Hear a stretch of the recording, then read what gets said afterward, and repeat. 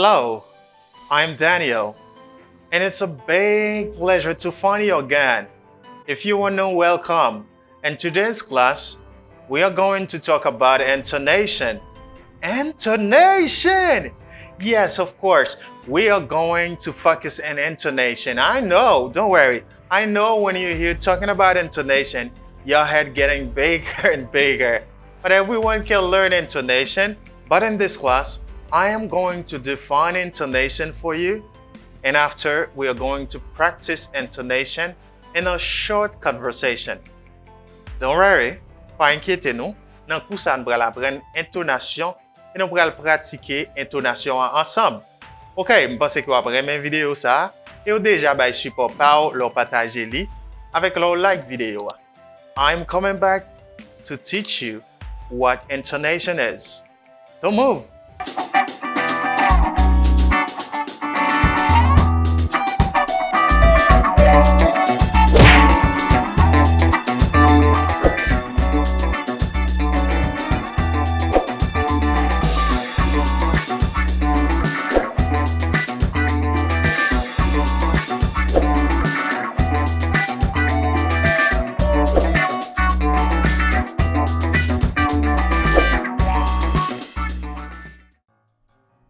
Hey, I'm back. Are you ready?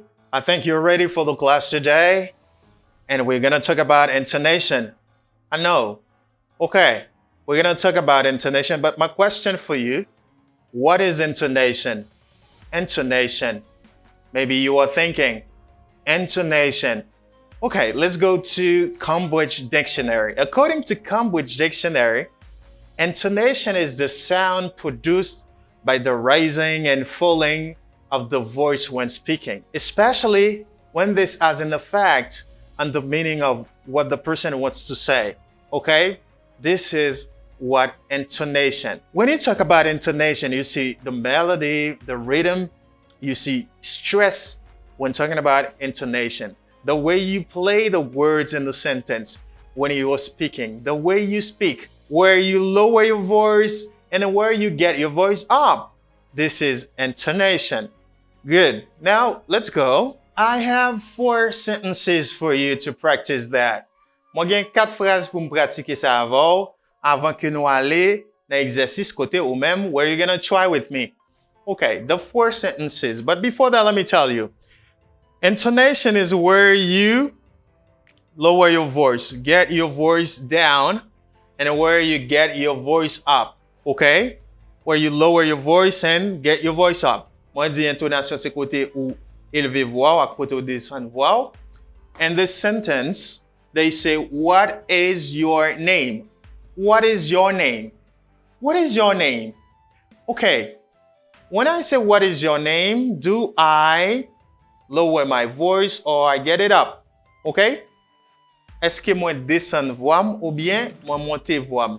Let me dire, what is your name? Yes, I lower my voice. Whenever you see this dot, it's a falling intonation. And whenever you see this, it's rising intonation.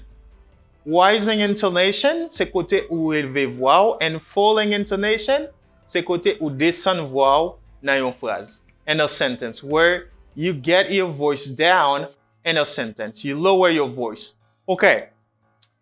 What is your name is a falling intonation. Why? I don't say what is your name. I say what is your name. Okay? You see the falling intonation. It's not what is your name. It's what is your name. Okay? And know that when you have a WH question, logon question qui commence par WH, eh bien, these kind of questions, very often, you should lower your voice at the end of the sentence. When you have a WH question word and an interrogative sentence, very often, you should lower your voice. Okay? When I say what, where, when, and a question, I can say 90%, and 90%, you should have falling intonation. Moi, je dis, là, il y a un WH question, un mot interrogatif qui c'est H question. Par exemple, what, where, à 90% dans fin phrase là, ou capable gagner yon falling intonation. Ça veut dire ou capable baisser voix dans fin phrase là. Okay? Like I say, what is your name? Is a falling intonation. Okay? A falling intonation. Good. The second one is, my name is Jack, J-A-C-K. My name is Jack. Like you say, what is your name? My name is Jack, J-A-C-K. It's the falling intonation again. Okay? C'est toujours falling intonation. My name is Jack, J-A-C-K. It's the falling intonation. All right. Now let's go to the rising intonation. What's your name again? And what do you see? This is the reason why I just said to you, when you have WH question, and 90%, it should be a falling intonation. Why do I say that? Because the sentence can change. Pour qui ça me dit ça à 90% lor gen WH question, pas dire à 100%? C'est parce que phrase est capable de changer. I take the same example. Moi prends même exemple là. Moi dis, what is your name? In here, I have again. The stress and again is in the second syllable. I say again. This is the reason why I have a rising intonation. Because of again. What is your name again? Do I say what is your name again? No. It's again. Okay? What is your name again? It's the rising intonation because of again. Good. And the person keeps asking question and say, Jack, J-A-C-K. This is a question, you see? It's the rising intonation. C'est même moun nan qui dit Jack, J-A-C-K. It's a question. This is a rising intonation. Parce que moun nan élevé voix li nan fin sa yo la. Jack, J-A-C-K. It's a rising intonation. Good. You say, when you have a question using do to form the question, like, do you know me? Okay, do you know me? It's a rising intonation. And when you inverse the subject with auxiliary verbs, like, are you American? It's a rising intonation. You must be careful because of only one word, the sentence can change and the intonation can change. You must be careful. And the stress of the word.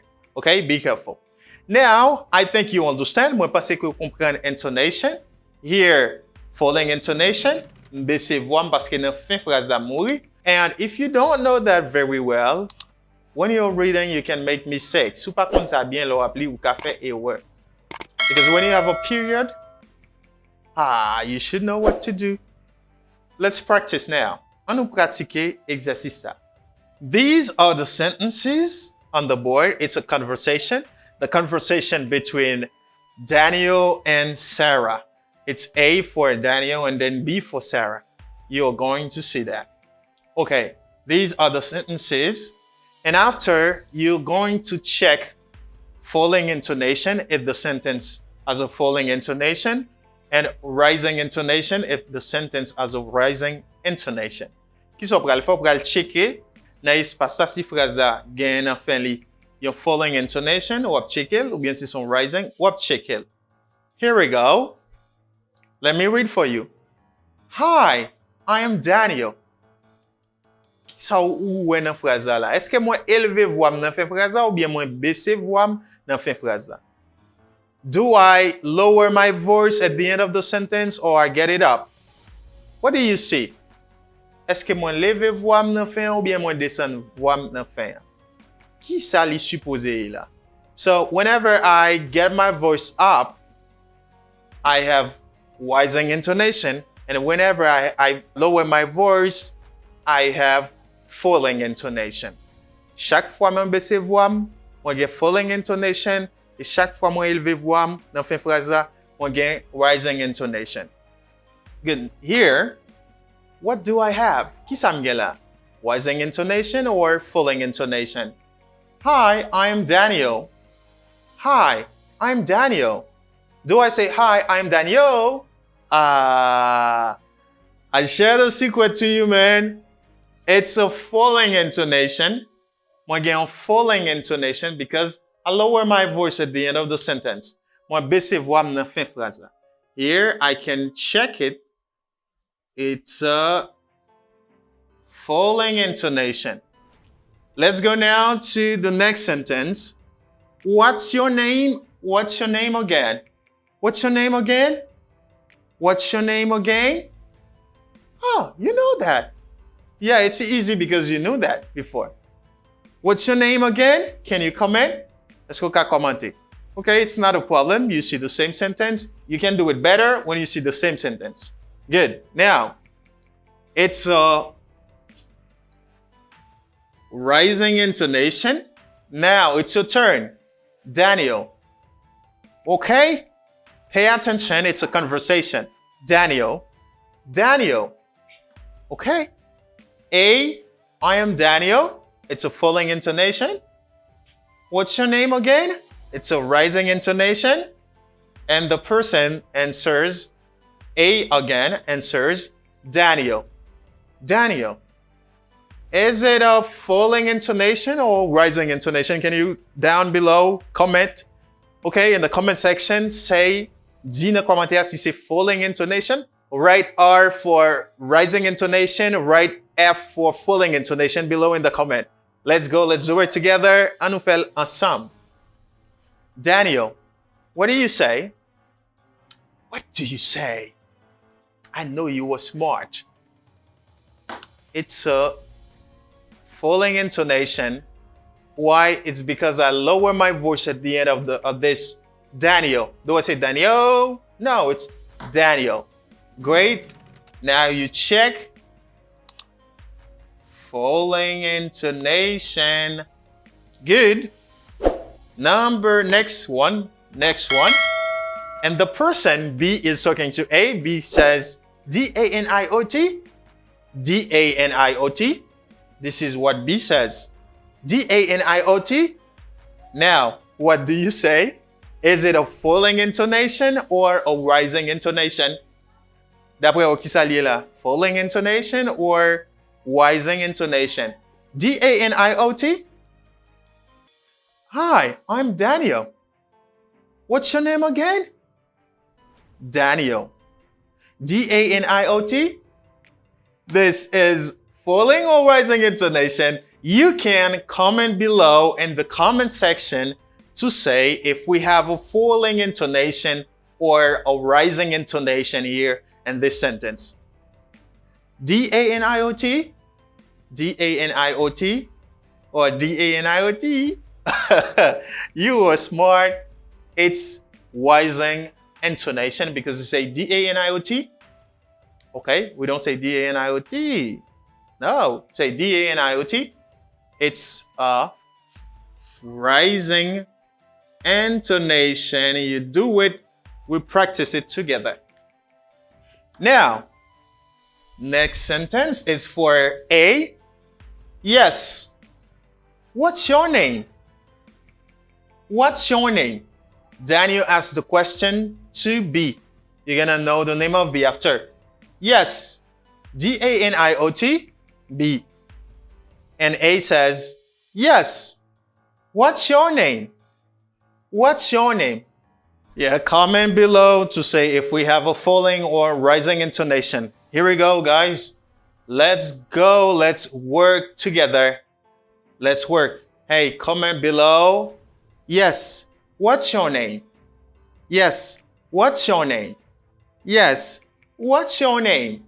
Okay, this is what A answers. Let me show you. Yes. What's your name? It's a falling intonation, guys. You say, what's your name? Not what's your name. It's a falling intonation. Falling intonation. It's a falling intonation. Good. Now the next sentence. And B answers Sarah. Okay, Sarah. Sarah. Sarah. And Sarah is a falling intonation in this. When they say Sarah, falling intonation or rising intonation. What do you say? Qui s'en rejoint? Comment below.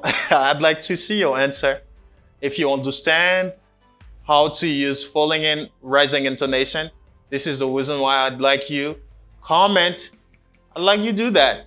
Comment below and say falling or rising intonation. Yeah, it's a falling intonation because they say Sarah. It's a falling intonation, guys. Falling intonation.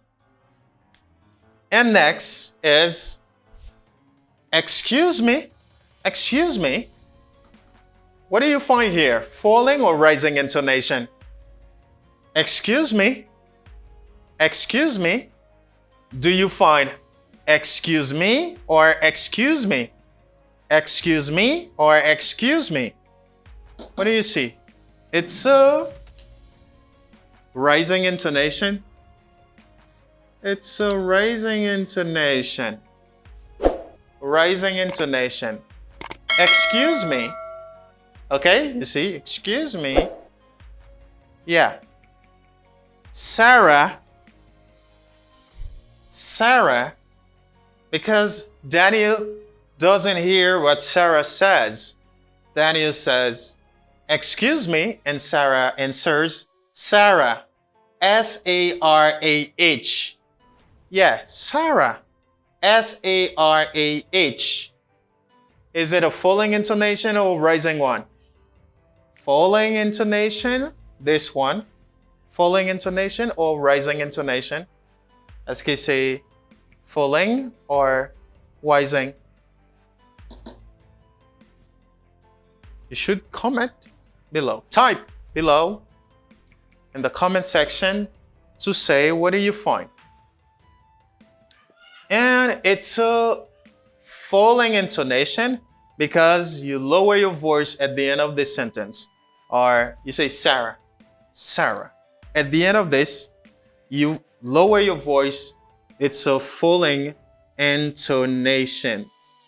Ladies and gentlemen, it's a falling intonation. Good. Falling intonation. And the last sentence, oh, nice to meet you, Sarah. Nice to meet you, Sarah. Okay. Is it falling intonation or rising intonation? Nice to meet you, Sarah? Or nice to meet you, Sarah? What do you hear? Oh, nice to meet you, Sarah. Nice to meet you, Sarah. Don't you know? It's a falling intonation or a rising intonation. Do you know? Okay, if you find it, you understand the course. And if you don't understand the course, feel free to say that in the comment and identify where exactly you don't understand so that I can help you. It's for you. Si vous pas comprendre quoi, juste dis ça dans commentaire, senti à l'aise pour dire ça dans commentaire et puis identifier qui côté ou pas comprendre. All right. Here, oh, nice to meet you, Sarah. It's a falling intonation. Falling intonation. It's a falling intonation, guys. Now it's time to say the sentences again. Say, A, Daniel is talking to Sarah. Daniel is A and Sarah is B. Hi, I'm Daniel. You see, this is a falling intonation. I am Daniel. What's your name again? You see a rising intonation. What's because of again? What's your name again? Daniel. You see, Daniel. It's a falling intonation again. And Sarah answers, D-A-N-I-O-T. D-A-N-I-O-T. This is a rising intonation. And Daniel says, yes. What's your name? What's your name? What's your name? What's your name? What's your name? It's not what's your name. It's what's your name? What's your name? Falling intonation. And Sarah answers, Sarah. Falling intonation again. And Daniel says, Excuse me. Not excuse me. Excuse me. It's a raising intonation. And Sarah answers, Sarah, S-A-R-A-H. It's a falling intonation because at the end of this, we don't get our voice up. Okay. And at the end, oh, nice to meet you, Sarah. This is again a falling intonation.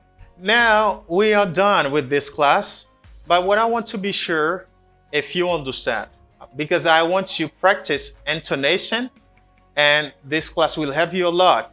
Moi connais, moi espérer que classe a utile non. Let me know if you're satisfied, if you learn, if you have any problem, feel free to say that to me.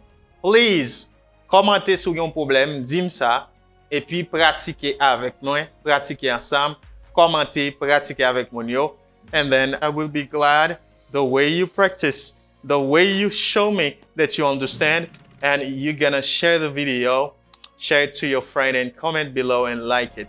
Love you so much, and it was a big pleasure being there with you. C'est un gros plaisir pour être là avec nous. Ça fait un plaisir. N'a croisé dans l'autre vidéo. Catch you in another video. Bye.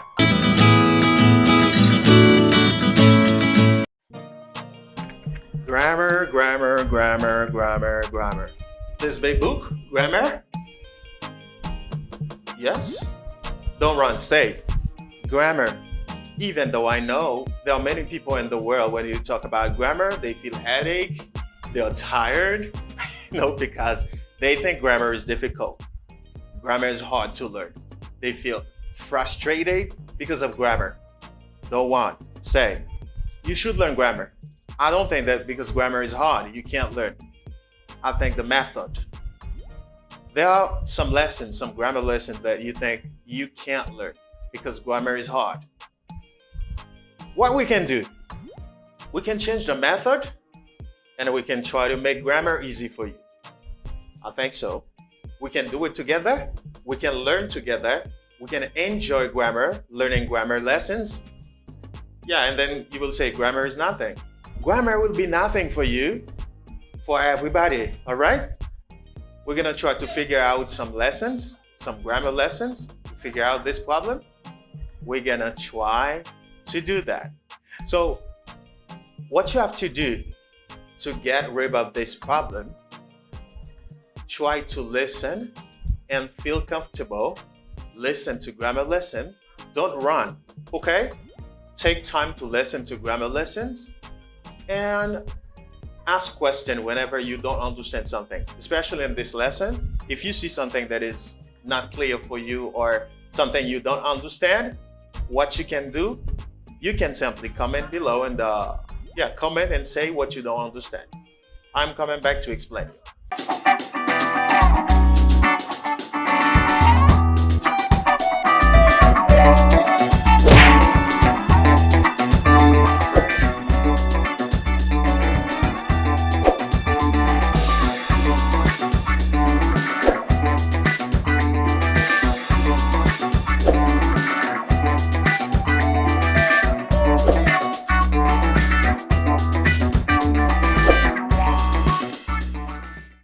All right, talking about regular and irregular verbs.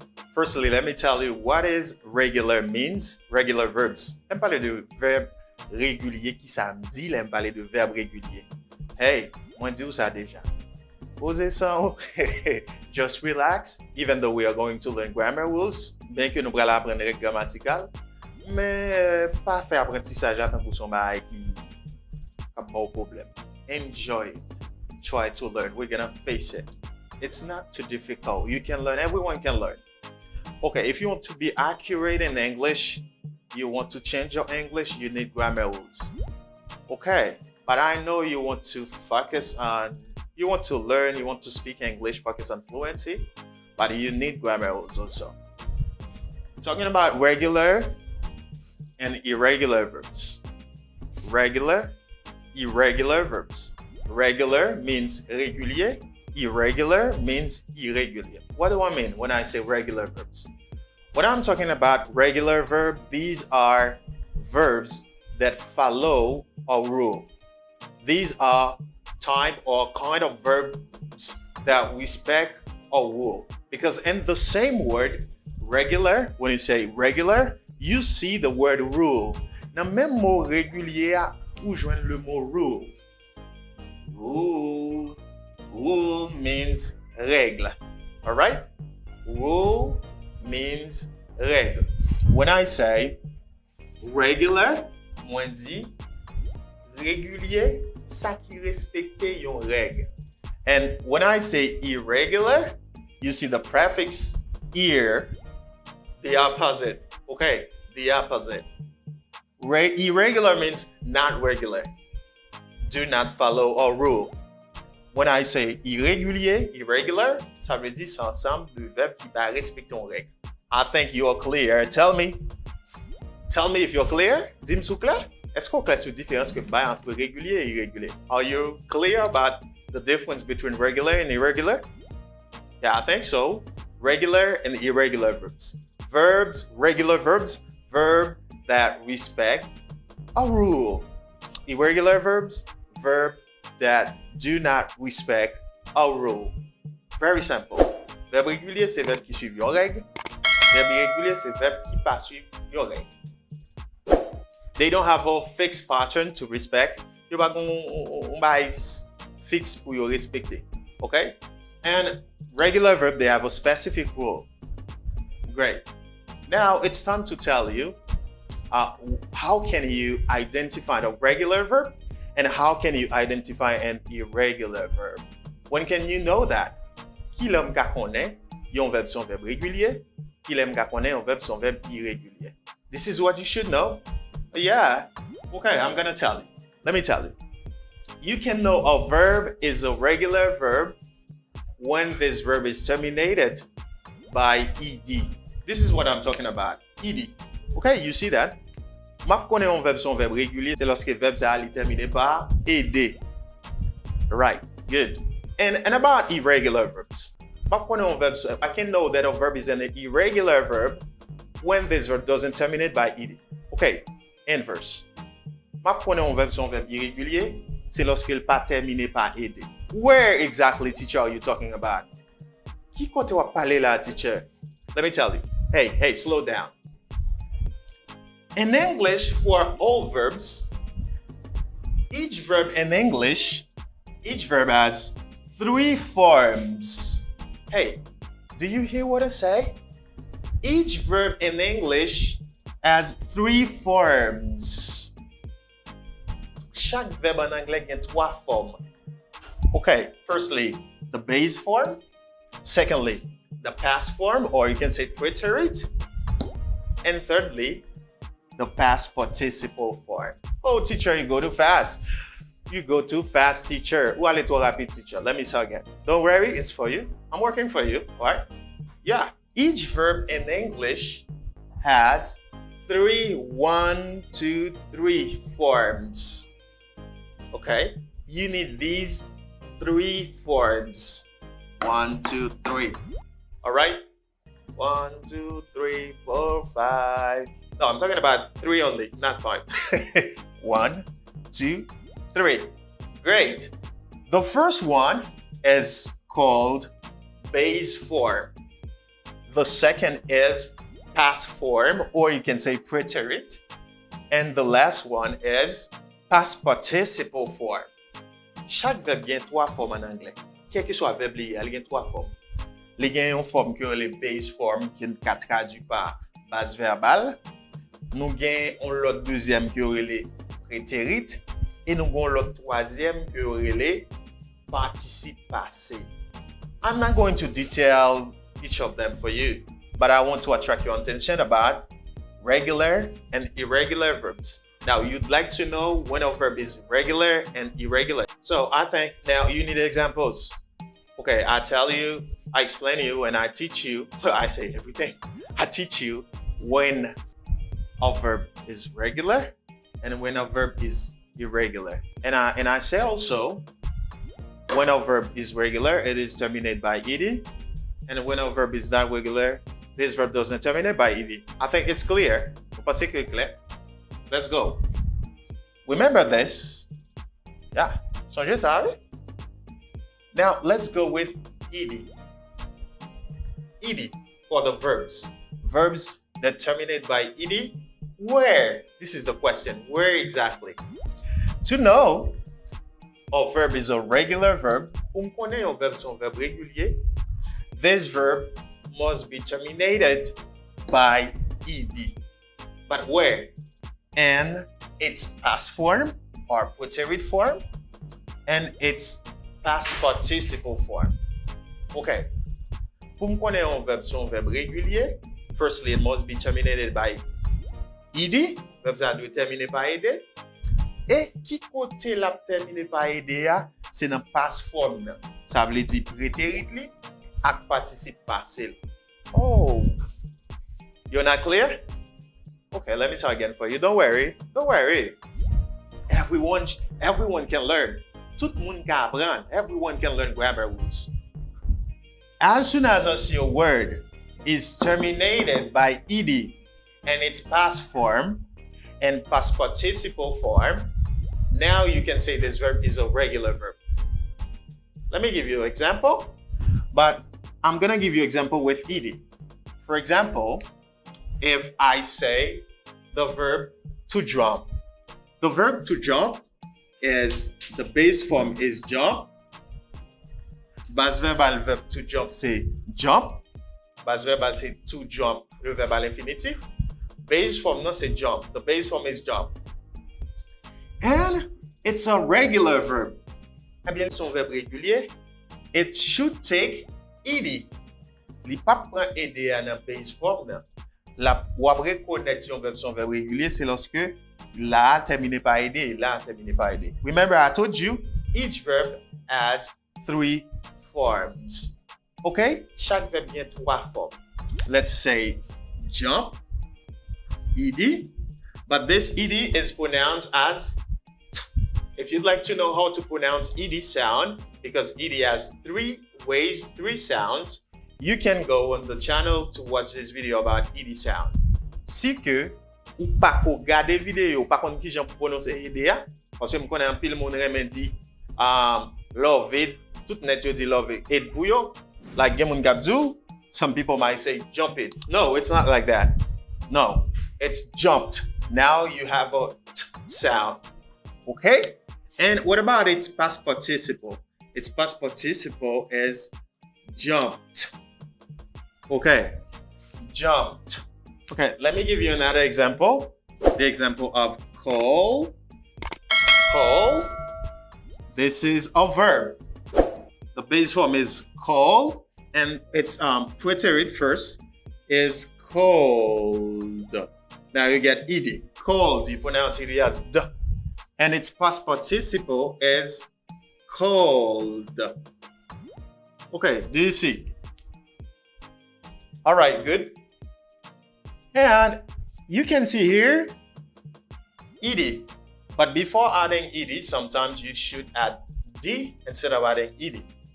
And sometimes ied. What do I mean when I say that? You can see these verbs, they terminate by a consonant, simply a consonant. They don't terminate by a vowel like e. For example, the verb to invite. Invite. Okay, invite. How do you see invite? Invite is terminated by a vowel like vowel e. Donc, I marque invite terminé par un voyelle e. So, if invite, for example, invite is a regular verb. Invite is a regular verb. If I want to know or to form its past form and past participle form, I should add ed. Si m'ta me former prétérit avec participe passé de verbe, ça qui c'est le verbe to invite, what should I do? I should add ed, all right? That's supposé ajouter ed pour me former, to form its past form and past participle form. Yes, je dois ajouter ed pour me faire participe passé avec prétérit. Now, can I add another ed? Est-ce que je peux ajouter un lot ed? No. When you have a verb like that, you keep the vowel e and you add d only. Lorsque j'ai un verbe comme ça, quel que soit le verbe ou gagnant qui termine par un voyelle e déjà, keep the vowel e and then add D simply. Do not double E. Do not add a second E. OK? Là, j'ai un verbe comme ça qui sont fait pour juste retirer et pour seulement ajouter D. Now you say wanted. This is the reason why they say D. Sometimes to form regular verbs, you simply add D, not ED. But you will have ED. Anyway, you have toujours get EDA parce que pour ajouter EA, you have to get EDA. But do not double the vowel E. Pas doubler voyelle EA. Great. Let me give you some examples. Bambano example about what I'm talking.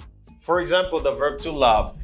The verb to love is love for its base form, and loved for its preterite, and then loved for its past participle. Do not say love it, it's loved sound. Okay? You are clear? Because love is terminated by E, the same as the verb, like the verb to like. Okay? To like is terminated by E. You cannot a second ED. You keep this E and then you simply add D. You say loved, liked. Okay, loved, loved. The same for like, liked, liked. Great. I think you understand that. Whenever you have a verb that is terminated by a vowel like E, vowel E only, you can't double E. You simply add D to form ED. Lorsqu'on verbe qui était déjà terminé dans base form n'est pas yon voyelle qui c'est voyelle E, ou pas ajouter ED encore, ou seulement ajouter D qu'après elle fait ED. Love, loved. Here I have ED. Ici à la m'gaye ED, mais c'est D seulement D ajouté. Alright, good. And there are some verbs you should change. Okay, what I mean.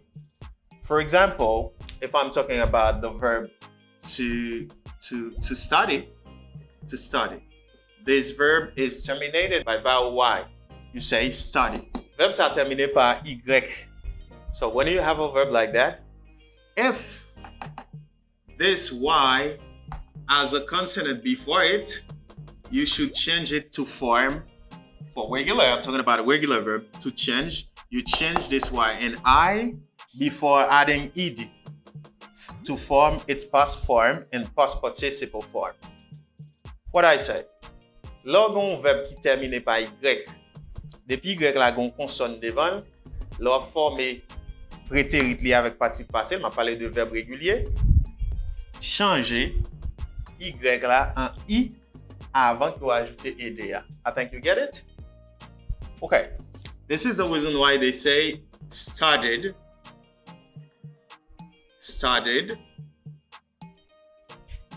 Okay, it started, not sturdy, it started. Start.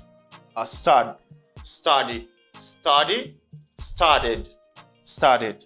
Okay, good. So the same thing, let me give you another example for the verb to quiet. To quiet. Now you say quiet and quiet. Why I changed the Y is because there is a consonant before this letter. Parce qu'il y a une consonne devant Y là. But if you have a vowel, for example, in the verb to play, if it's a vowel before the Y, I mean the letter Y, what should you do? You can't change this Y. You add ED. For example, now you say play. What you should pay attention of is when Y is preceded by a consonant and when Y is preceded by a vowel. When Y is preceded by a consonant, you change the Y before adding ED. If this Y isn't preceded by a consonant, it is preceded by a vowel, you don't change Y, you just add ED. Si Y là, il y a une consonne devant, vous changez Y là par I avant d'ajouter EDA. Mais si Y là, c'est une voyelle qui vient devant, donc vous ne pouvez pas changer ou seulement ajouter EDA. Good. Now it's time to talk about irregular verbs. Now you see when a verb is regular, okay? Its past form should be terminated by ed. The same for its past participle. Good. Là, on verbe son verbe régulier. Ou passé, prétérit li supposé terminer par ed. Et participe passé supposé terminer par ed. C'est ça relé. This is what they call regular verbs. C'est ça relé verbe régulier. Now, what about irregular verbs? Et verbe irrégulier. Let me show you. Now, let's jump to the irregular verbs. Another way qu'il est, yon verbe son verbe irrégulier. Let's see when a verb is an irregular verb, because I explained that, but you have to see. Ou do it when? Okay.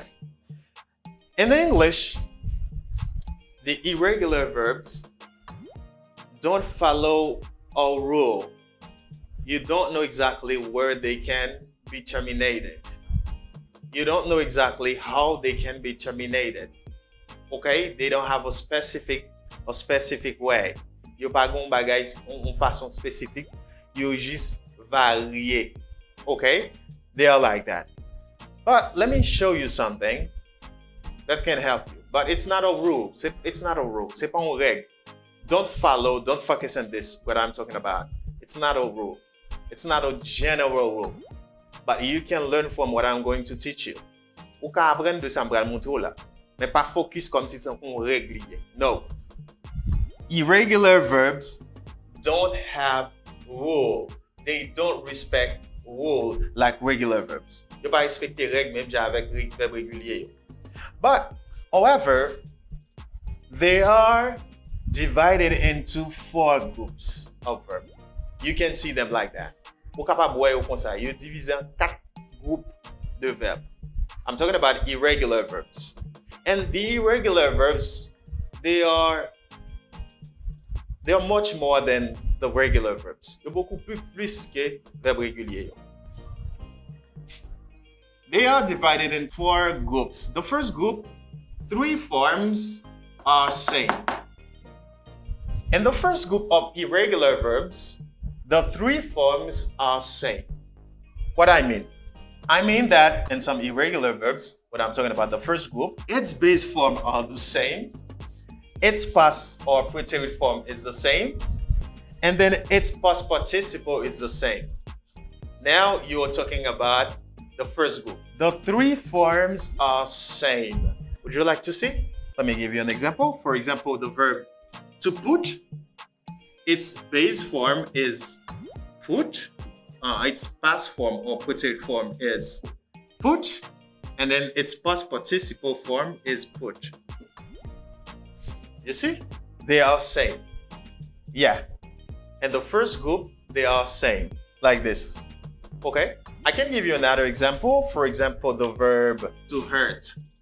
To hurt, it's hurt, and then hurt. The verb to hurt.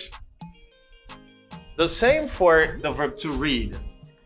To read, you say read, you say read, you say read, and then read. Great. To read, read, read. Okay? They have, for the base form is hurt, the past form is hurt, the past participle form is hurt. For to read, the base form is read, the past form is read, and the past participle form is read. You see, for the first group of verb, the 3 forms are same. Pour premier groupe de verbes irréguliers yo, 3 formes yo même. Tell me if you're clear. Dis-moi si clair. Until now, yeah, you're clear. Now let's go with the second form, the second group of verb, talking about irregular verb, because I'm sure you understand the first group. I take some example. I give you some examples on the board you can see, because the 3 forms are same. Okay, good. Now, let's talk about the second group of verb. What you should see. In the second group of verb, I'm talking about irregular verbs. Only the past, I'm talking about the preterite and past participle are same. Moi, je dis que dans le deuxième groupe de verbes irréguliers, c'est seulement passé simple ou bien prétérit là avec participe passé à seulement qui même. The base form is different. Base form nan li différent. Okay? Let me give you an example. For example, if you have the verb to rain, its base form is rain, its past form is won, and then its past participle is won. It's like that. You know, the second group, same past form, same prétérit and same past participle. Do you see that? Même base verbale, rain, même prétérit, même participe passé. So let me give you another example. For example, if I have the verb to buy, the verb to buy, its past form is bought, and then its past participle is bought. Okay? It's like this. Great. Buy, bought, and bought. Good. Now, let's go with the third group. The third group, troisième groupe de verbes là. Okay. The same base, not the same prétérit, but the same past participle. Ça veut dire troisième groupe là, li gen même base verbale, li pa gen même prétérit, mais li gen même past participle. Let me give you an example of verb. Would you like to find a verb like that? Let me give you. For example, the verb to come. The verb to come is came and come. What do you see? Here, come is the base form and come is the past participle. Come, the base form and the past participle are same. Unfortunately, the prétérit is not the same with them. Okay? As you can see that, same base form and past participle. Great. This is the third group of verb. Do you need another one? Okay. Can I give you another one? For example, the verb to run. To run is ran and run. You can see that. One is the base form, ran is the prétérit, and one also is the past participle. Now you can see that one, let me show you. One, this is the base form, has the same form as the past participle. Okay? Là nou ka remarke ke run na, li one na past participle. That means they have the same base form and the same past participle in different prétérit form. Great. Now it's time to explain to you the last part of the last group of verb, group 4. They say all three are different. You can find a verb that its base form is different from its prétérit form and then its past participle form. Mwen vle di ke quatrième groupe verbe là, c'est verbe kote wap jwen base verbale la différent de prétérit li et de participe passé. Let me give you an example with group 4. For example, if I have the verb to go, its base form is go, like that. Its prétérit form is went, and then its past participle is gone. Gone. Great? Yes, it's easy. And if you'd like another one, let me give you another one. For example, the verb to see. The verb to see is like that. To see. The base form is see. The prétérit form is saw. And its past participle is seen. Okay? You can see that. You see the first. Now you say same three. The same are three. Put. I'm talking about irregular verbs. And the second group, same past and past participle, but different base form. Example, win, won. The third group, same base and past participle, but different prétérit, like come, came, come. You see, same, but different. And the fourth group, say all the three are different. Okay, the three forms are different, completely different. Like go, base form, went, past form, and then gone, past participle. The same for the verb to see, base form, saw, and seen, past participle. I think you learned. Now, to sum up, what can you learn here? You learn, firstly, the difference between regular and irregular verbs. You know, a regular verb is a verb that is terminated in its past form and past participle by ed. You know, you can add ed, but for some verb you add d because it already have as d. And for some verb you have to change if necessary, if only it is preceded, if the verb is terminated by y, if the y, the letter y is preceded by a consonant, you change the y before adding ed. And for them, for example, the verb to play, you just add ed without changing the y because it comes after a vowel. And you know, for irregular verbs, there are 4 groups. Pour verbe irrégulier, yo 4 groupes, yo regroupé en 4 groupes, but they do not follow any rules. Yo pas suivre pièce règle. You should learn them. Ou supposé apprendre yo. Learn them. Because when they say irregular verb, you don't know because they have 5 groups. They are different, completely different. But when they say regular verb, you know you're gonna add ed. Okay, I think you learn, and I know this video can help you. Tell me, let me know in the comment below if this video is useful, if you learn from it, and if there's something that we don't mention, if there's something I don't mention, I don't talk about, you can simply write below to say what it is, and I will be pleased to write you back to say how it is, or come with another video to help you on this. I love you so much. This is Teacher Daniel, and catch you in a better video for you guys. Bye bye. Bye, but. Beat. Bet. Mama. This is what many people say at school. They pronounce like that. Children pronounce like that. Probably you have trouble to pronounce the irregular verbs. Probablement, il y a un problème pour prononcer verbes irréguliers yo. Et c'est pour ça que cette vidéo ça pour vous qui pourra permettre de comprendre bonne prononciation, étant des bonnes prononciations, and repeat after me. Ou bien attirer attention sur ça juste pour aller dans le dictionnaire, go to a dictionary to see their pronunciations. Pour capable de prononciation verbe irrégulier yo.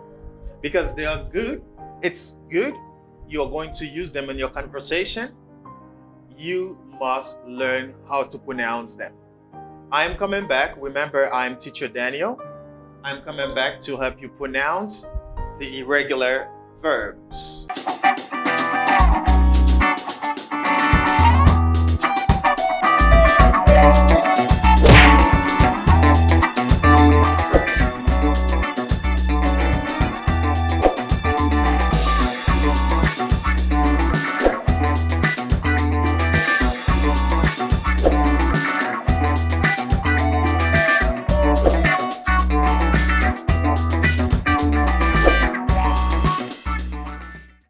I'm back. Here we go. Here we go. Pronunciation of irregular verbs. How to pronounce the irregular verbs. Comment prononcer verbe irrégulier yo. As you can see, I have many verbs on the board. Mwen gen anpil verbe sous tableau. But we want to focus on pronunciation. Na focus na pronunciation. Because sometimes people can't pronounce the irregular verbs. Remember, the irregular verbs, there are 4 groups. Do you remember the 4 groups of irregular verbs? Est-ce que tu songes 4 groupes de verbes irréguliers yo que me montre là? Gagne côté ni base form nan, ni prétérit là, ni participe passé a yo c'est même, yo écrit même genre. Gagne c'est participe passé avec prétérit là qui même, qui écrit même Jean. Gagnent tout, yo pièce pas écrit même Jean. Donc, ça on noté ouais, dans la vidéo avant, c'est pas qu'on regarde des vidéos différentes, the difference between regular and irregular verbs. Go to watch this video. And you can see it in the description below. Go to the description to see the link. Click on it to watch the video, the difference between regular and irregular verbs, guys. Let's pronounce for you. Be for base form. Be. Okay, let's go. Be, was, were. Because you say I was, you were. This verb has two forms. It's only one. This verb is different. Okay, only this verb in English, which has two forms in past tense. After all the other verbs, they have only one form in past tense. Okay. For past participle, you say been. Some people say been. You can say been. You can say been. That means be, was, were, been. Be, base form, preterite was and were, and past participle is been. This verb means être. Okay, être, verb être. En créole, on dit verbe c'est. Moi, c'est haïtien. I am Haitian. Number 2 is awake, awoke, awaken. Awake, awoke, awaken. Not sleeping. When you're not sleeping, you can use awake, the verb to awake. Signifie réveiller, éveiller. Awake, awake. Preterite is awoke, and past participle is awaken, awaken. Awake, awoke, awaken. Great. Now, number 3. Number 3 is beat, beat. Beat, beaten, beaten. Let me say again. Beat, beat, beaten. For American, when they are speaking, they say beaten. But it's beaten. You can say beaten. Beat, beat, beaten. Beat, beat, beaten. Okay. Verb number 4. Verb number 4 is become. To become means devenir. For example, I can say, she becomes doctor, living doctor, li deveni un doctor. She becomes doctor. I become a teacher, moi vin yon enseignant. I become a professor, moi vin yon professeur. Okay? Good. Become. But this verb, you can see become for a base form. The preterite is became. The sound became. Can you repeat after me? Became. And the past participle form is become. Now you can see this verb has the same base form as past participle. Here you say become, and here you say become. Only the preterite is different. Okay, good. Become, became, and become. Probably this verb is part of the 4th group of irregular verbs that I taught you in the previous video. You can go to watch this video if you didn't, and come back to finish to watch this video.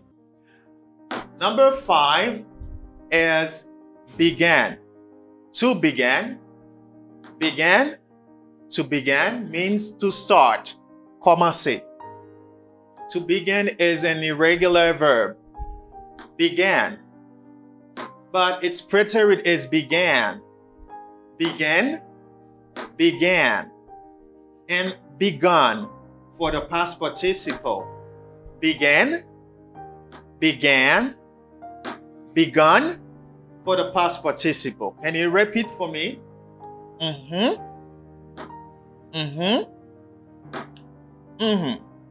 I heard you say began, began, begun.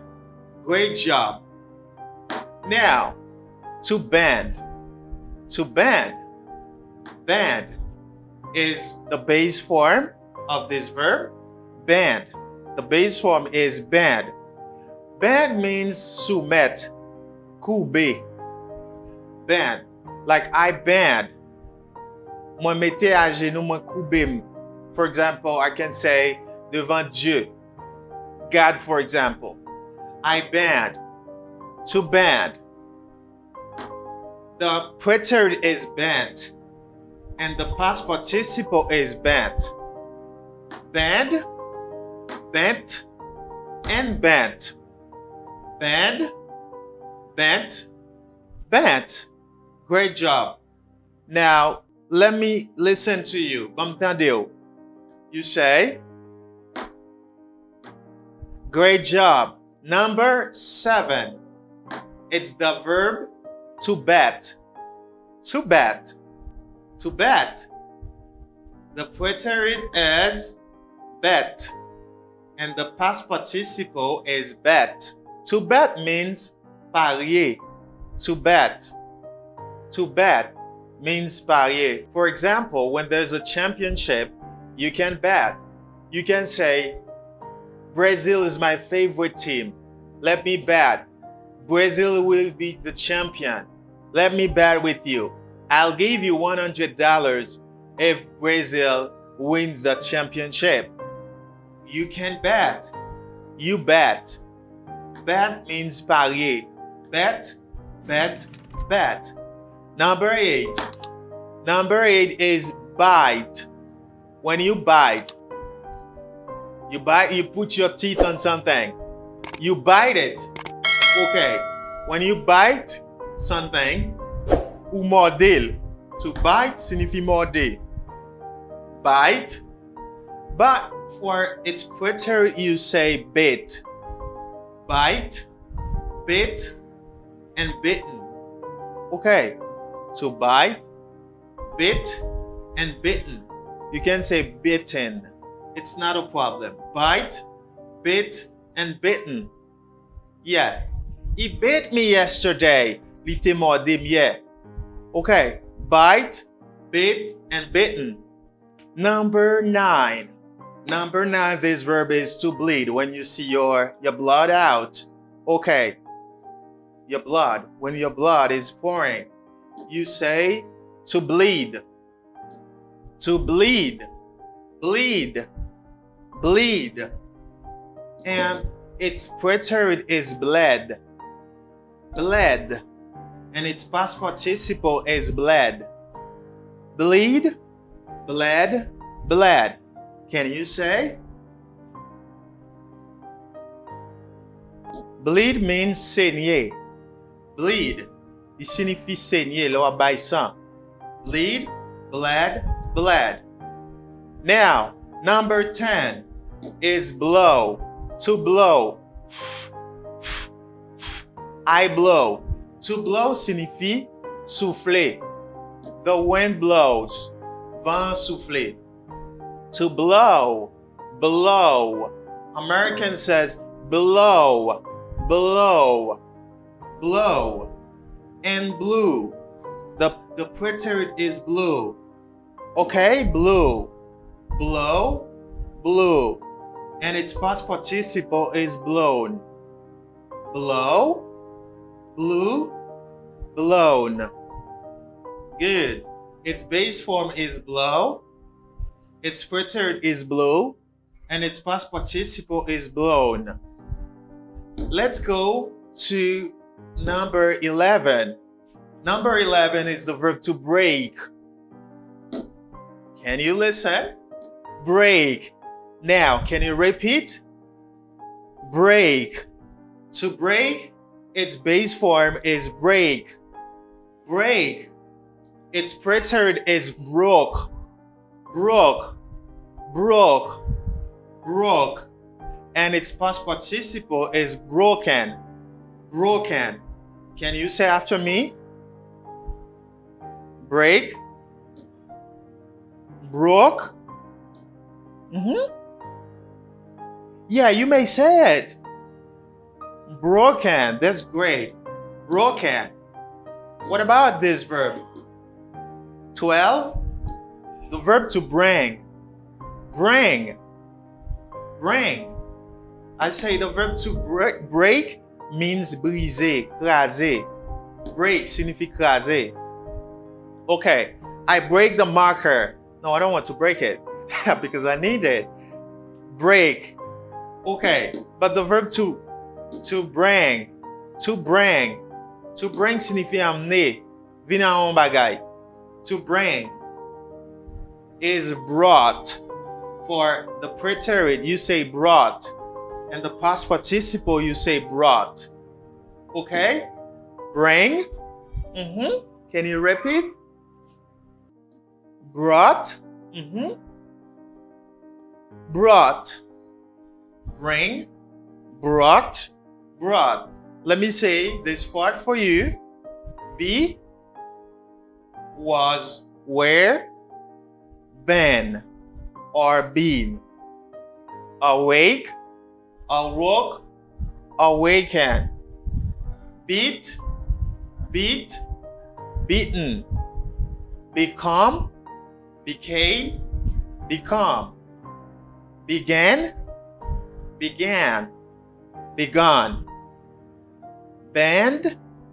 Bent. Bent. Bet. Bet. Bet. Bite. Bit. Bitten. Bleed. Bled. Bled. Blow. Blew. Blown. Break. Broke. Broken. Bring. Brought. Brought. Now let's go to these verbs. I have the verb to build. To build is to construct something. To build, qui signifie construire, is build.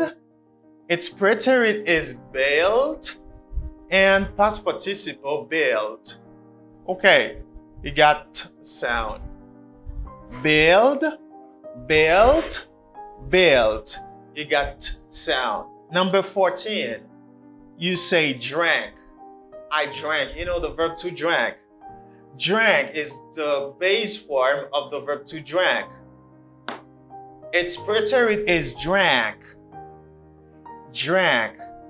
Drink. Drank. Its past participle is drunk. Drink. Drank. Drunk.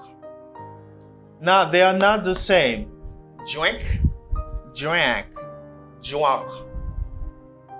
Verb boire. 15, to buy. Buy. But. Do not confuse the verb to buy with the verb to bring.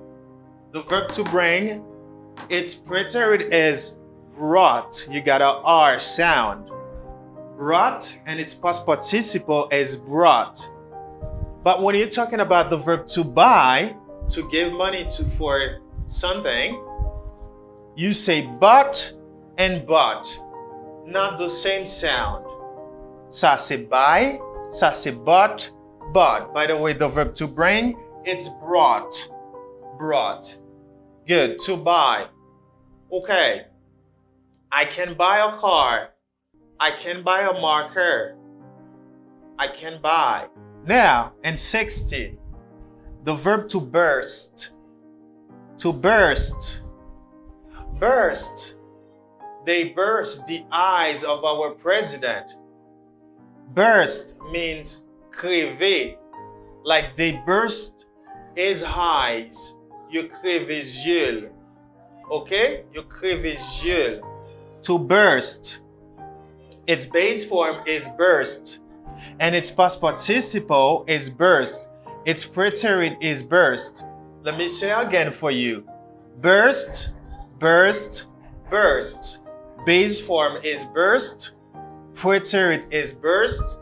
And past participle is burst. Can you say yourself?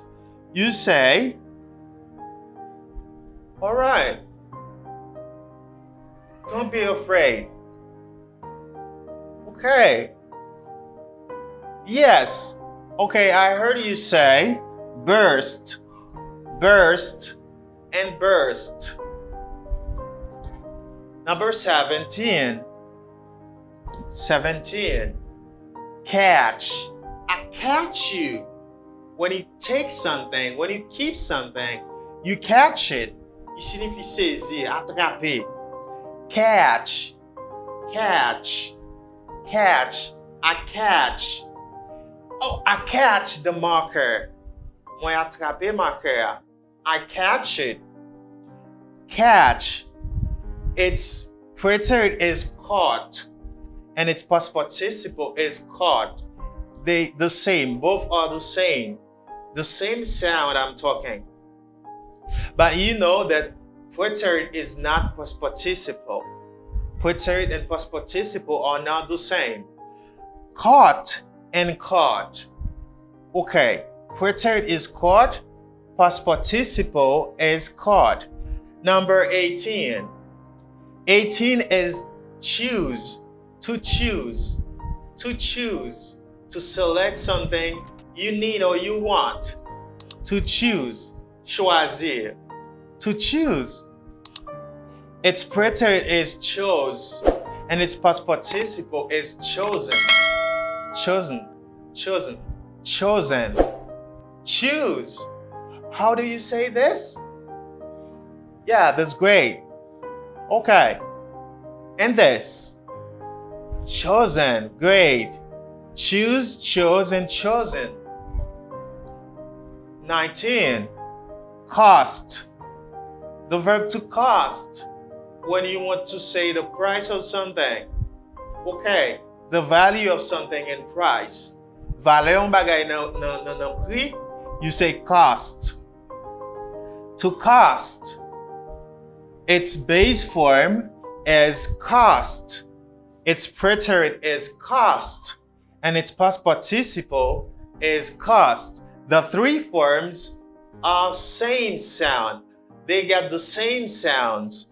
Okay? The same sound. You say cost, cost, cost. What about 20?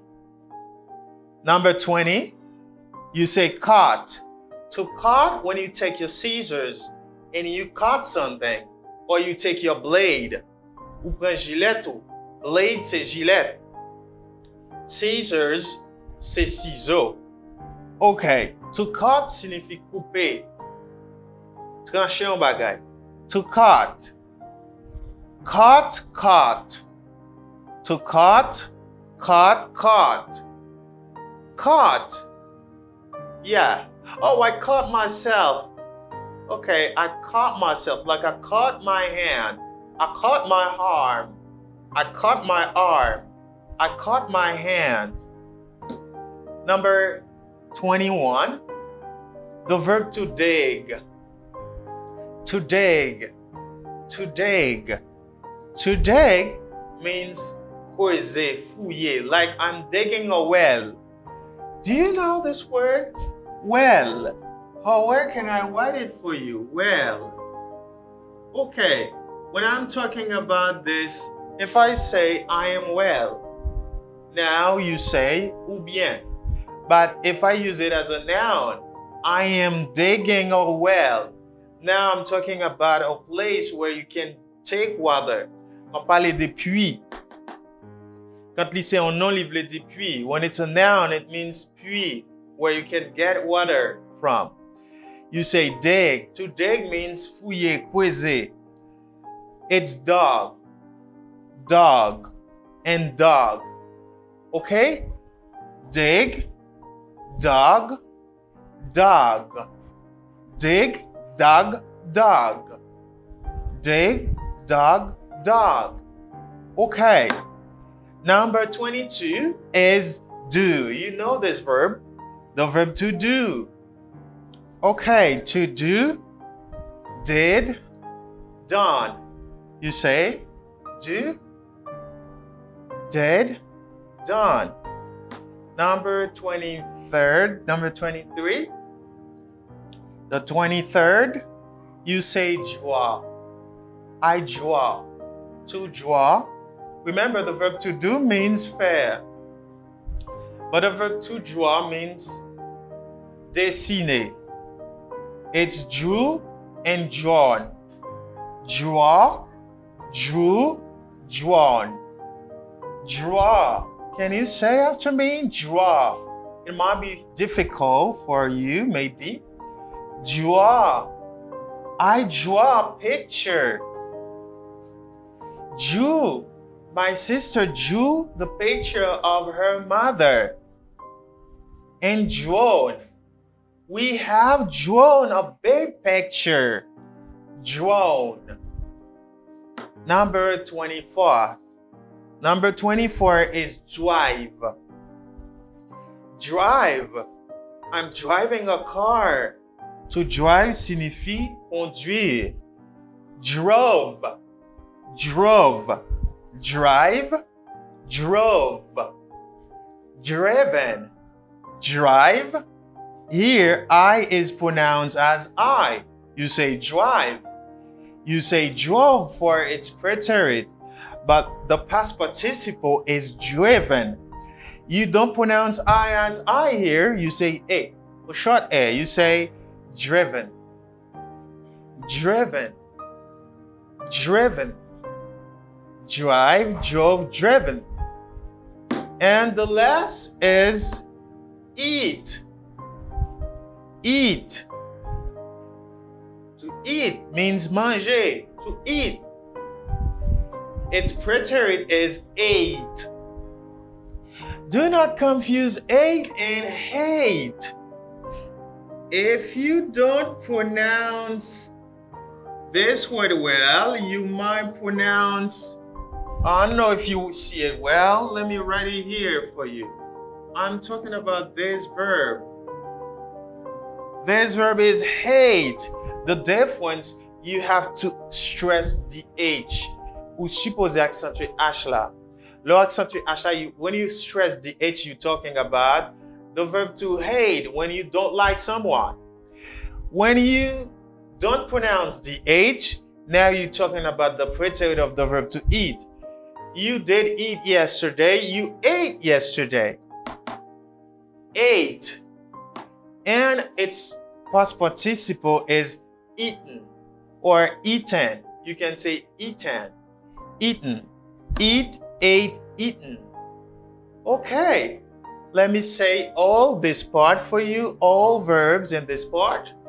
You say build, d sound, built, built, drank, drank, drunk, buy, bought, bought, burst, burst, burst, catch, caught, caught, choose, chose, chosen, cost, cost, cost, caught, caught, caught, dig, dog, dog, do, did, done, draw, drew, drawn, drive, drove, driven, eat, ate, eaten. Okay, I finished with this video. I think you learned how to pronounce 25 verbs, 25 irregular verbs.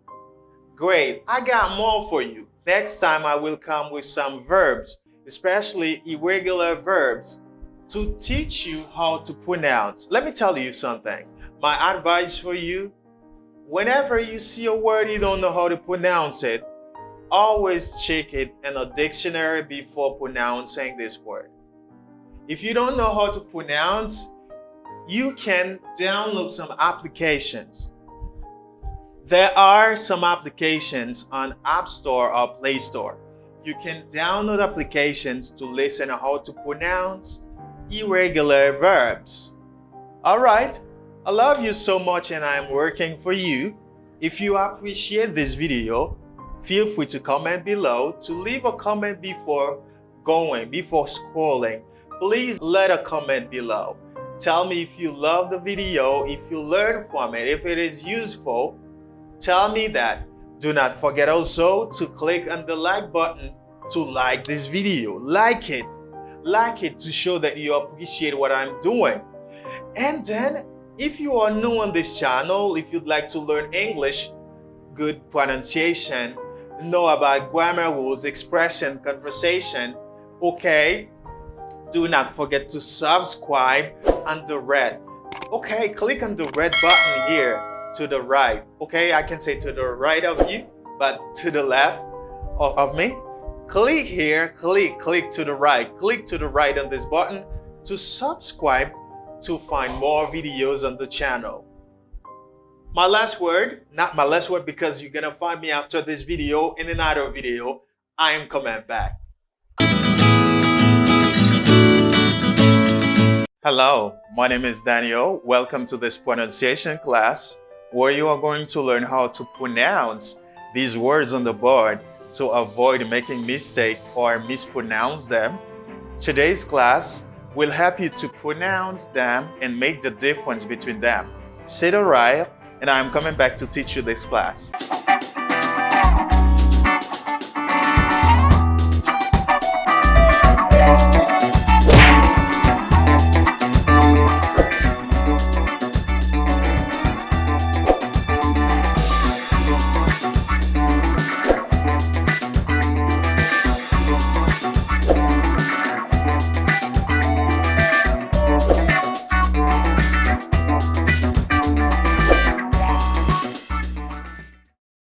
Hello back. Welcome to this pronunciation class where you are learning how to pronounce these words on the board. This, and this. Sometimes people make mistakes. I don't know if you make mistakes. I don't know if you get confused. But this class will help you if you are part of these people, okay, who make mistakes or confuse these words. Here we go. Let's go with the first one. This word is pronounced as quiet, sound, quiet, okay, quiet, quiet, you say quiet, quiet, quiet, okay, let's say it again, quiet, here we go, quiet, you can say it, it's easy to pronounce, quiet, this one is not too difficult, you say quiet, can you try it? I don't know for you, but let's try. If you have trouble to pronounce it, let's try together. Quiet. You say, you see my mouth? I say qua. Qua. Okay? Quiet. Quiet. Quiet. Quiet. Quiet. Quiet. Quiet. Great. Let's go with the second one. The second one is quiet. White, white, white. Okay? This is quiet and this is white. It's like almost the same pronunciation, but not the same. You say quiet for this and you say quiet for this word. Quiet, quiet. Or not the same. Okay? Completely different. And this you say quiet and this you say quiet. Quiet, quiet. That's great. And the less is completely different. You say quit. It's a it sound. Quit. Quit. Okay? Quit, quiet, quiet. You can get confused if you didn't know. Okay? You can get confused. Now you're learning how to pronounce them, and I'm sure you say, you know now, you say quiet, and this you say quiet. All right? You say quiet, and then you say quit. This is quit. All right, quit, quit. All right, you say quiet, quiet, and quit. Okay, you say quit, quiet, quiet. Great sound, all right? Good. Now, let's say together. Quiet, quiet, quiet, quiet, quiet, quit, quit, quit, quiet, quiet, quit. Great. Now yourself, let's say yourself. It's quiet. Yeah, quiet. Good.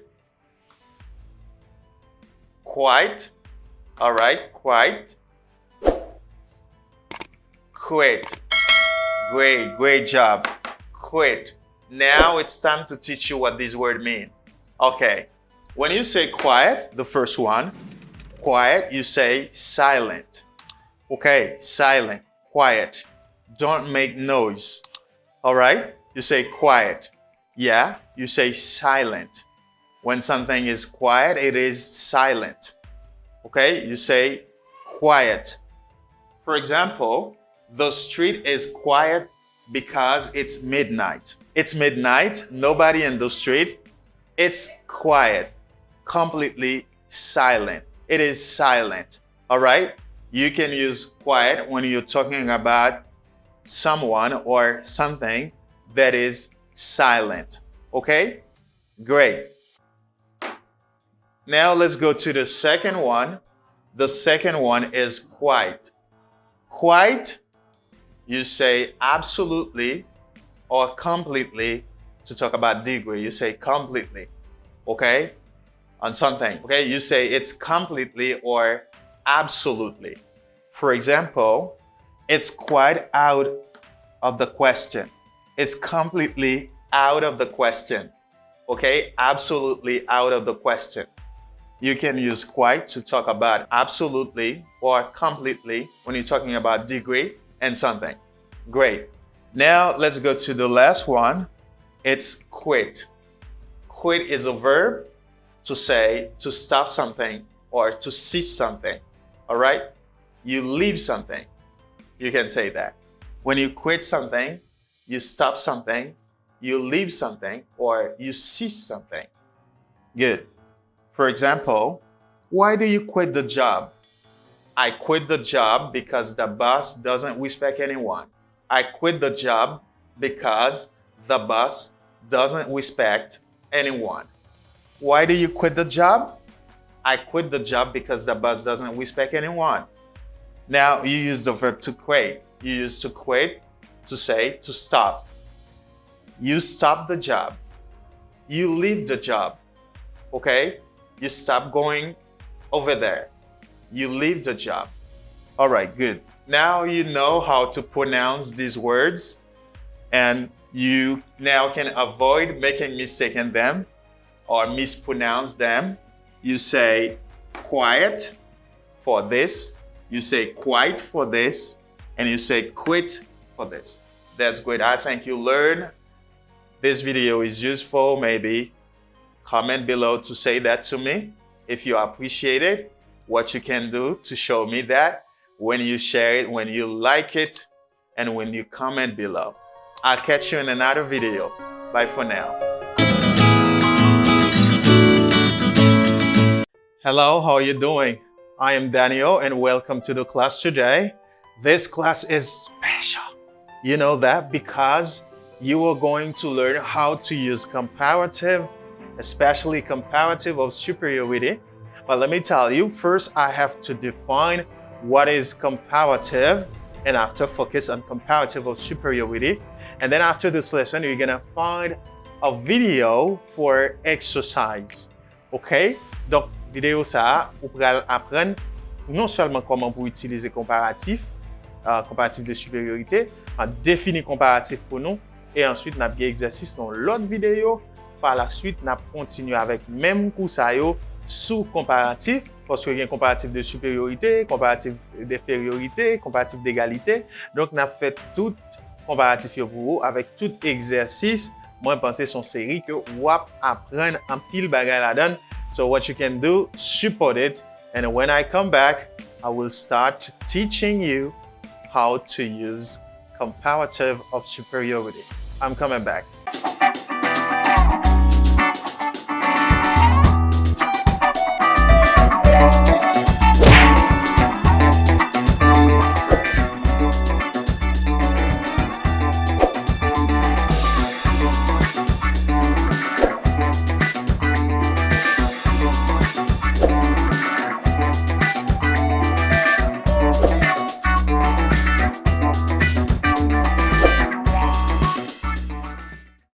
All right, I'm back. I'm back to teach you the lesson, a lesson that you'd like to understand very well, and I guarantee you that you will understand. So, moi connais ou déjà partagé ou like et puis ou commenter pour dire nous qui Jean ça y est pour vous-même. Est-ce que vous avez un problème avec un coup comme ça? Est-ce que vous avez déjà compris ou bien qui problème que vous avez là-dedans? And promise me that at the end of the video, if you watch it till the end, you will understand this course. So now, let me teach you, or let me define for you this comparative superiority. Let me define comparative for you. What is comparative? Comparative is when you compare two elements together. When I say elements, I say noun, I say thing, I say object. When you compare them together, when you got two in a group, you compare them together. Okay? And when you carry a judgment to say that one is more important than the other, or inferior or equal. Now, you talk about comparative. L'on parle de comparatif, ou parler de comparer deux éléments, ou bien deux moun, deux bagailles qui fait partie de même ensemble. Ou bien leur porter un jugement sur yon moun, ou dire côté moun ça soit les plus important qui ont l'autre, ou bien moun ça les moins important qui ont l'autre, ou bien li égal, yo égal, là you compare. Okay? C'est ça comparatif lié. And now, we're going to talk about comparative of superiority. On a parlé de comparatif de supériorité. Now, ou pral mette en valeur yon moun ou bien yon bagay. Ou pral di que li plus que tel bagay ou bien que tel moun. Li gen yon valeur ou accentuer son valeur. Okay?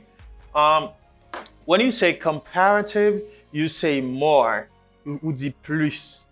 More than. You can say that. Ou dit plus que. Jean ou te apprenne ça dans l'école. So you say more than, that means plus que. On parle plus que. Like plus intelligent que, more intelligent than. You say these things. Ou dit bagay sa yo. And you can form comparative with adjectives. Sometimes people say adjectives. No, it's adjectives. And with adverbs. Not only with adjectives, you can do that with adverbs. Ou capable faire ça avec adverbe, pas seulement avec adjectif, que ou capable faire comparatif. Okay, let me give you an example. As you can see, he is stronger than his brother. He is stronger than his brother. Strong is an adjective.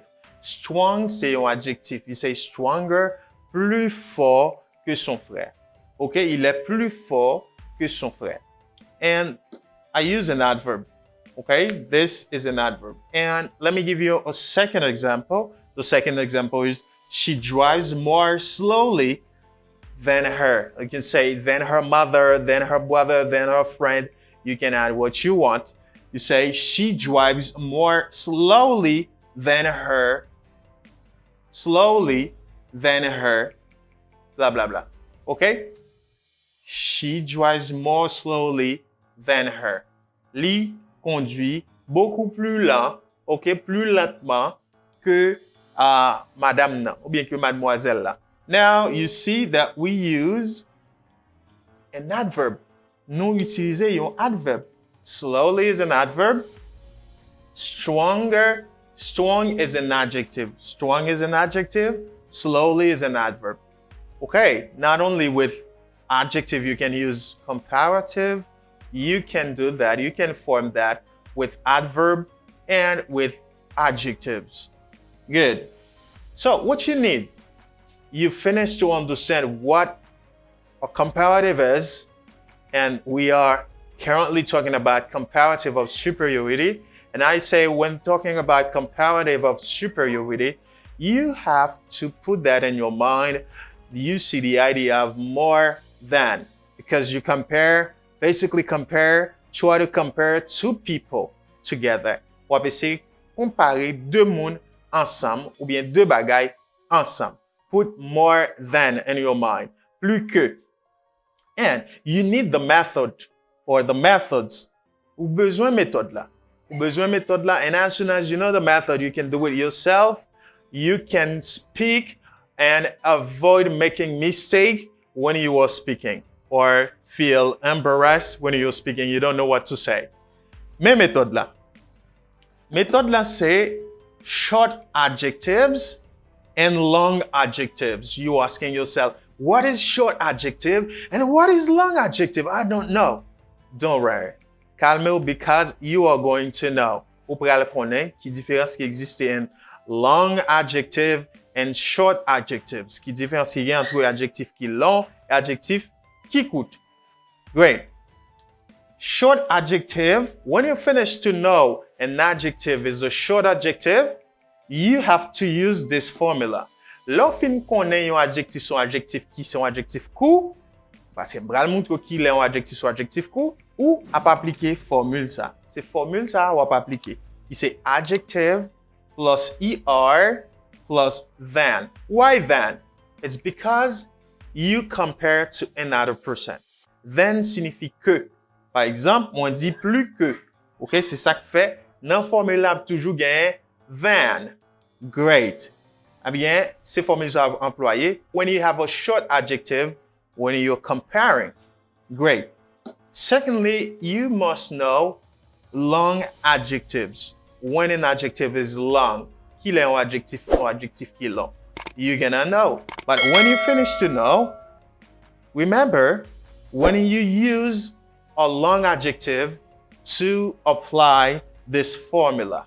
Pour appliquer formule ça, alors fin connaît qu'il est un adjectif, son adjectif qui long. Dit pas clair? All right. Yes, I know. More plus adjective plus than. Quand moi un adjectif qui long, m'a employé more comme formule, more plus adjectif qui long que m'a employé, and then plus than. Okay? The formula is more plus the adjective I have and plus than, which means que in French. Great. Okay? It's clear. For short adjective, you use this formula. For long adjective, you use this formula. Pour adjectif qui court, ou appliquer formule ça, l'on fait comparatif ou bien comparaison, l'on adjectif qui long, ou utiliser formule ça. Hey, do you remember the formula for short adjective? Adjective plus er plus than. Great. And for long adjective, you say more plus the adjective and plus than. Now, I'm going to show you when an adjective is short and when an adjective is long. C'est pas ça que tu connais? Of course, I'm going to teach you this. Okay, don't worry, pas inquiéter non parce que faut que moi fait non comprendre. You should understand. Okay, let me tell you. Now, I'm talking about the first one, short adjective. You'd like to know when an adjective is short. Ou ta aimé connaît qu'il est un adjectif li court, li son adjectif court. Okay, why they say an adjective is a short adjective. This is what you'd like to know. C'est ça me connaît ou ta aimé connaît. Okay, c'est ça me pense. Okay, when an adjective is a short adjective, you can say this adjective is a short adjective when this adjective contains one syllable, or when it has one syllable. Yon adjectif son adjectif court, adjectif ça court, c'est lorsque les gon seule syllabe.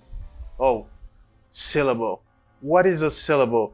You don't know what is a syllable? Okay, don't worry. Qui sont syllabiers? You don't know.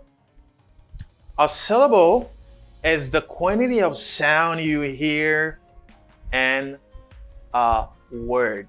C'est quantité de son que vous entendez dans un mot. C'est ça qui c'est yon syllable. C'est ça qui c'est yon syllabe. Like if you hear 3 sounds, you have 3 syllables. Ou gen sou tande 3 sons, ou gen 3 syllabes. For example, if I say pa, pa is only 1 sound you hear. This word has only 1 syllable. If I say ma, ma, this word has 2 syllables. Okay, this is what a syllable is. And they say you can say that an adjective is a short adjective when it has only 1 syllable. Ou ka di yon adjectif son adjectif court, c'est lorsque li gen yon seul syllabe. For example, nice. Nice. How many sounds you hear? Only one. Combien son entendez? Vous entendez seulement un seul. You say nice. Nice, c'est un adjectif court. OK? Donc, nice, c'est un short adjective. Great. If you'd like to know how to form its comparative, si tu as un qui j'aime pour former comparatif de nice, remember, short adjective, it has its own formula. Li gen propre formule. You know, you see, I go slow. Moi, aller lent pour nous. Donc, uniquement fin konnen ki le yon adjectif son adjectif court, kounya on va pas appliquer formule. Qui formule qui te genyen pour adjectif court yo? Adjective, the adjective, er after the adjective, plus than. Ça veut dire qui ça? Si m'a dit she is nice, m'a dit li plus gentil que Tamara, m'a dit she is nicer than Tamara. OK. Ça veut dire comparatif de nice, c'est nicer. But in a sentence, you say nicer than. Lors comparer deux moun, on dit nicer than. Okay, great. I think I'm done. You understand this. Ou konnen ki le un adjectif court, ou konnen ki formule ou ap employer lorsque ou gen adjectif court. Great. Now, big. As example, big, you say bigger. Big, bigger. Why? Because big has only one sound. It has only one syllable. Il y a seulement un seul son, seul syllabe. So, you apply this formula. But you have to pay attention with something. Before adding er to form the comparative of this adjective, short adjective big, you should double the last consonant. Why you double the last consonant? It's because when a word has only one sound, one syllable, I'm talking about an adjective, and preceded by a vowel, you should double the last consonant before adding er to form its comparative. Let me tell you what I say.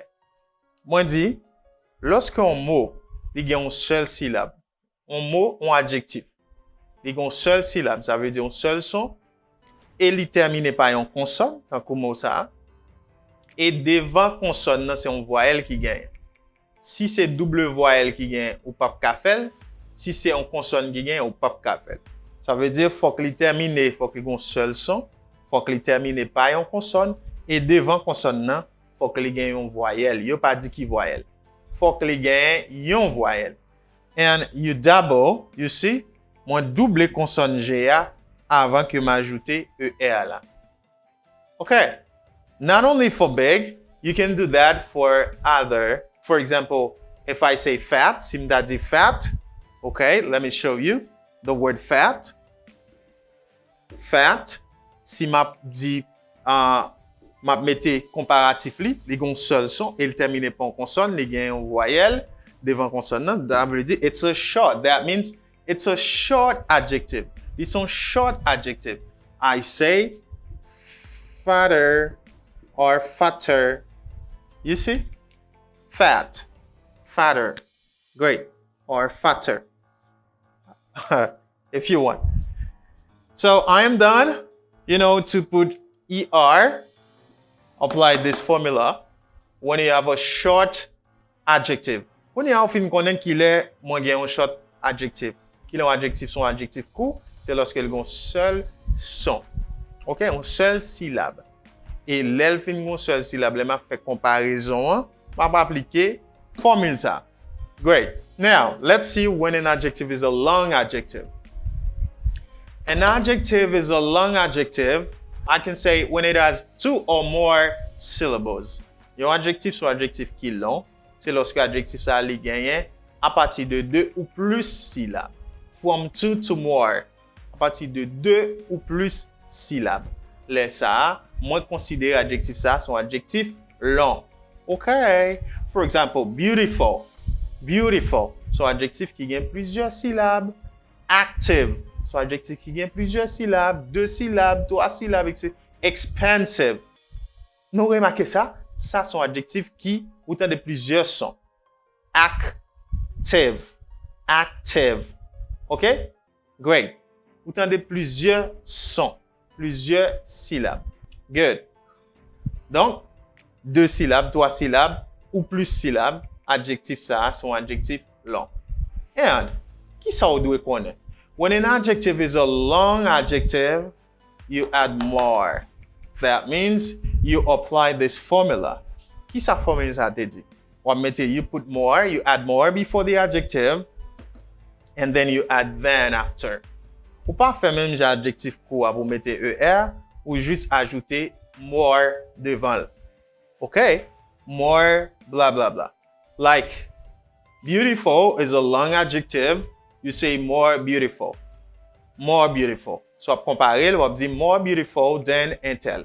On va toujours mettre than parce que comparatif de supériorité, c'est plus que. Great. Active, you say more active.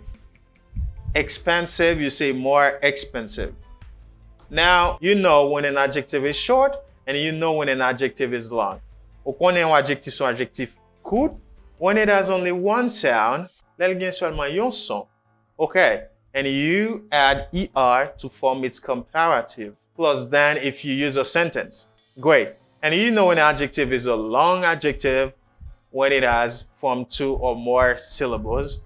You put more before this adjective. That's great. I think it's easy. But you should pay attention with something. Yeah, it's a warning. Listen, Tandy. They say short adjective, they declare, they consider as short adjective when a word has 2 syllables, terminates by Y, ER, LE, OW. Okay, let me say. On traduit pour nous. Yo considéré comme un adjectif court lorsque un adjectif qui a 2 syllabes. I don't want you to be confused. Parce que il se dit, un syllabe, c'est adjectif court, 2 syllabes ou plus, c'est adjectif long. Donc, eh bien, on va affranchir quelques adjectifs. Yeah, c'est ça, on veut montrer là, oui. On veut montrer qu'il y a quelques adjectifs qui ont 2 syllabes, mais qui respectent une règle cap considérée comme adjectif court. Alright, ou soumen. OK. Ça veut dire qui règle? Adjectif ça yo, faut qu'il termine soit par Y, soit par ER déjà, soit par LE ou bien soit par OW. Laissez avoir considéré comme adjectif court. And do you remember the formula for short adjective? Est-ce que tu as songé formule pour adjectif court yo? Eh bien, c'est formule ça va pas appliquer pour yo que yo considéré. But let me show you. Happy. Combien de syllabes happy gagne? Il gagne 2. Pour qui ça est considéré comme adjectif court? C'est parce que il est terminé par Y. It's because it is terminated by Y. Est-ce qu'il te gagne 3 syllabes et puis il est terminé par Y? Non. It's 2 syllables. C'est 2 syllabes seulement. Pas 3 syllabes, pas 4 syllabes. Okay? Only 2 syllables when a word is terminated by Y, ER, LE, OW. And has only 2 syllables, now they can consider this word as short adjective. You can consider mot ça comme un mot qui c'est un adjectif court. And for example, happy, you say happier. What do you say? They add ER, but before adding ER, you change Y and I. Avant qu'on ajoute ER là, ou changer Y là en I. You say happy, happier. Okay? For example, I can say, Jack is happier than Matthew. Jack, plus content, gagne plus que content que Mathieu. And ER, clever. Clever, 2 syllables. Quand on a un mot comme ça qui termine par ER, il gagne 2 syllabes. Donc, il n'y a pas d'adjectif long, il n'y a pas d'adjectif court. Parce que il respecte le principe ça. Now, you say cleverer. Good. Cleverer. Nobble. You say nobble. L-E. Nobble. Nobbler. Nobbler. And narrow for O-W. You say narrower. Narrower. Puis je n'aime plus plus étroit. Okay, narrower. Now you know an adjective is short adjective when it has only one syllable, and an adjective is a long adjective when it has two or more syllables. But if an adjective has two syllables and terminated by one of them, they consider it as a short adjective, and you have to respect this rule.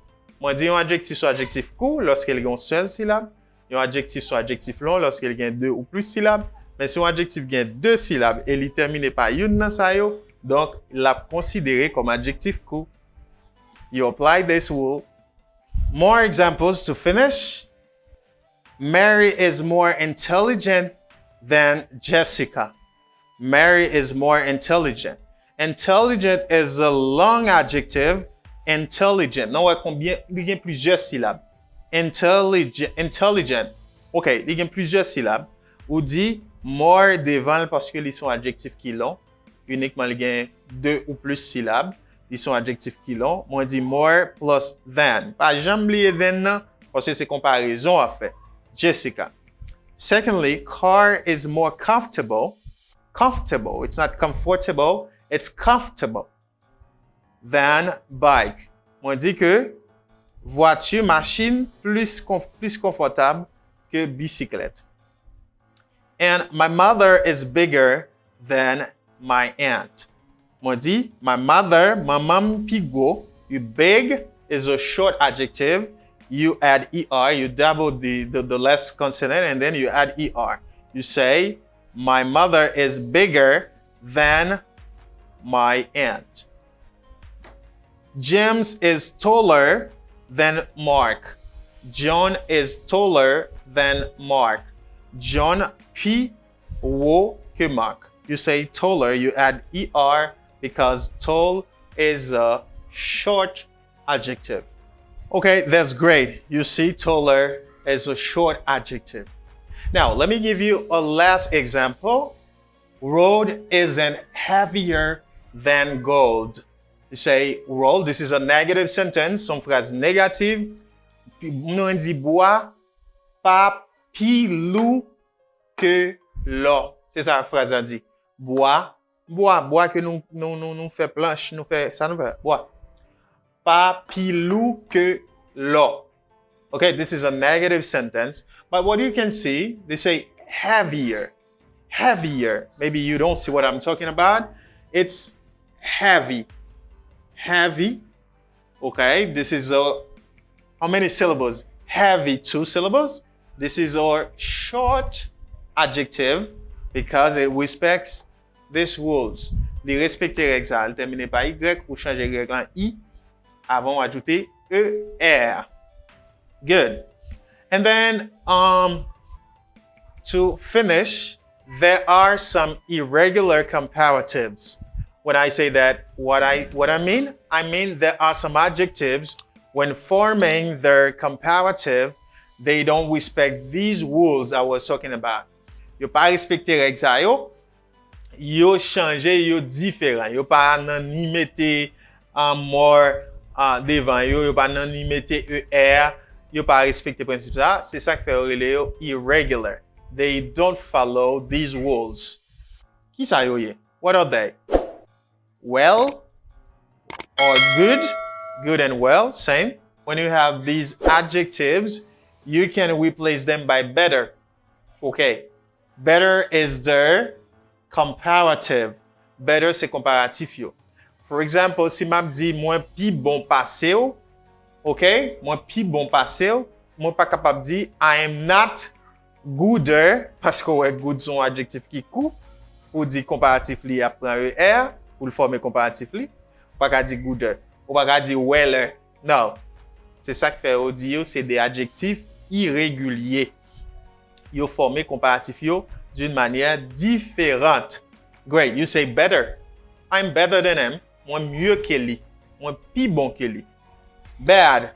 Okay, when you have bad, you say worse. And when you have much, many, a lot, you say more. Okay? More. Comparatif de une sa yo, adjectif sa yo, c'est more. And when you have little, it's less. Okay? And when you have far, you can say farther or you can say further. Ou ka di yun la den. Parce que far. Okay? She is better than him. Mademoiselle la pi bon ke monsieur. She is better than him. Okay? He is worse than her. Monsieur pi mal ke mademoiselle la. Okay? I say he is worse than her. Worse. Pi mal ke mademoiselle la. So, thank you for making your time to watch it. Vidéo sa spécialement li dédié avec Ben Ashley ou Ben Anglè qui lui-même qui dans groupe Telegram nou qui t'est déjà pendé nous pour ça et puis nous t'ai déjà gen coup ça sous liste nous. So si vous mandez nous un coup ou non pas qu'on fait, pas oublier gen l'autre monde qui t'a mandé ou gen coup que nous gen dans tête nous pour nous préparer pour moun yo ou ap joindre yo quand même parce que nous travail pour. So nous pral virer kounya dans exercice. On nous virer dans exercice.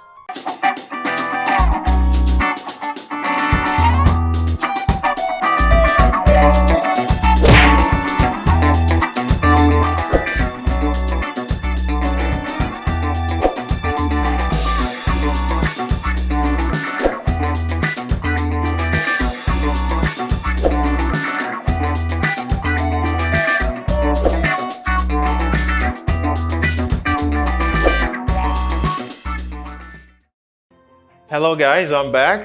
I'm back for the second video about the first lesson, comparative, especially comparative of superiority.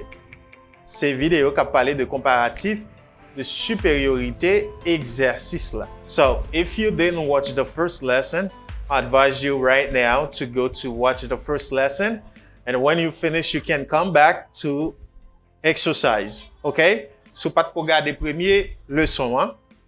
Qui parlait de comparatif de supériorité, moi grandement conseillé pour regarder première vidéo et puis ou fin comprendre plus bien dans exercice ça yo que nous-mêmes n'a fait pour permettre ou comprendre comparatif de supériorité. But you know, comparative of superiority is quite different than both inferiority and equality. Comparatif de supériorité est différent de ni égalité ni inferiorité, because it's about long adjective and short adjective. This is what you have to remember. Okay, I'm making a brush up, okay? I'll just review about the first lesson. Juste à faire un rappel de première leçon. When talking about comparative of superiority, you must keep that in your mind. The formula for short adjective and the formula for long adjective. The formula for short adjective is the adjective plus er plus than. OK. Formule pour adjectif qui kouyo, c'est adjectif là, et pour ajouter er derrière, et pour mettre than. And the formula for long adjective is more before plus the adjective plus than. Et formule pour adjectif qui long yo, ou dit more devant adjectif là, et puis après, moi, mettre adjectif là, et pour mettre than après. Great. And if you'd like to know more about when an adjective is long or short, you can go to watch again the first video. You can find the link in the comment below. Vous capable de joindre le link là dans le commentaire en bas or in the description. Vous pouvez joindre dans la description. Allez, cliquez sur le link là pour rappeler bien qu'il est un adjectif long, qu'il est court. Great. Now, let's go. You're going to use the correct comparatives. Here is the comparative. This exercise is about superiority, comparative of superiority. When you have an adjective like that, expensive, what adjective? What you have to know first, identify the adjective, if it is short or long. C'est le premier bail ou doit faire. C'est identifier adjectif là d'abord. S'il c'est un adjectif qui est long ou s'il c'est un adjectif qui est court. C'est ça ou supposé faire.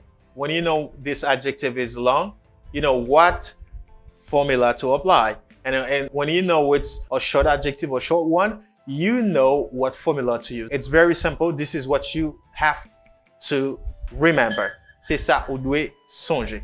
Okay, here we go. What adjective I have? Expensive. short or long? You can comment below, short or long. Qui adjectif que m'gè là? Est-ce que c'est un adjectif qui long ou bien est-ce que c'est un adjectif qui court? When I say expensive. Expensive means cher. Long or short? Dis ça dans commentaire. Short or long? Yes, it's a long adjective. Okay, what's the formula for long adjective? For long adjective, you say more plus the adjective and then plus than. What you say? You say more. There isn't enough space. I say more here, more. Okay, expensive. Expensive than. Okay, you see? Gold is more expensive than silver. Gold is more expensive than silver. Ça veut dire l'or plus cher que argent. Great. Now let's go to the second one. The second one is lion is plus goat. And then the adjective we have is powerful. Long or short adjective? Est-ce que powerful sont long or short adjective? Est-ce que c'est adjectif court ou bien c'est adjectif long? Powerful. You can comment below. Ou ka commenter. Here we go. Yes, I know me.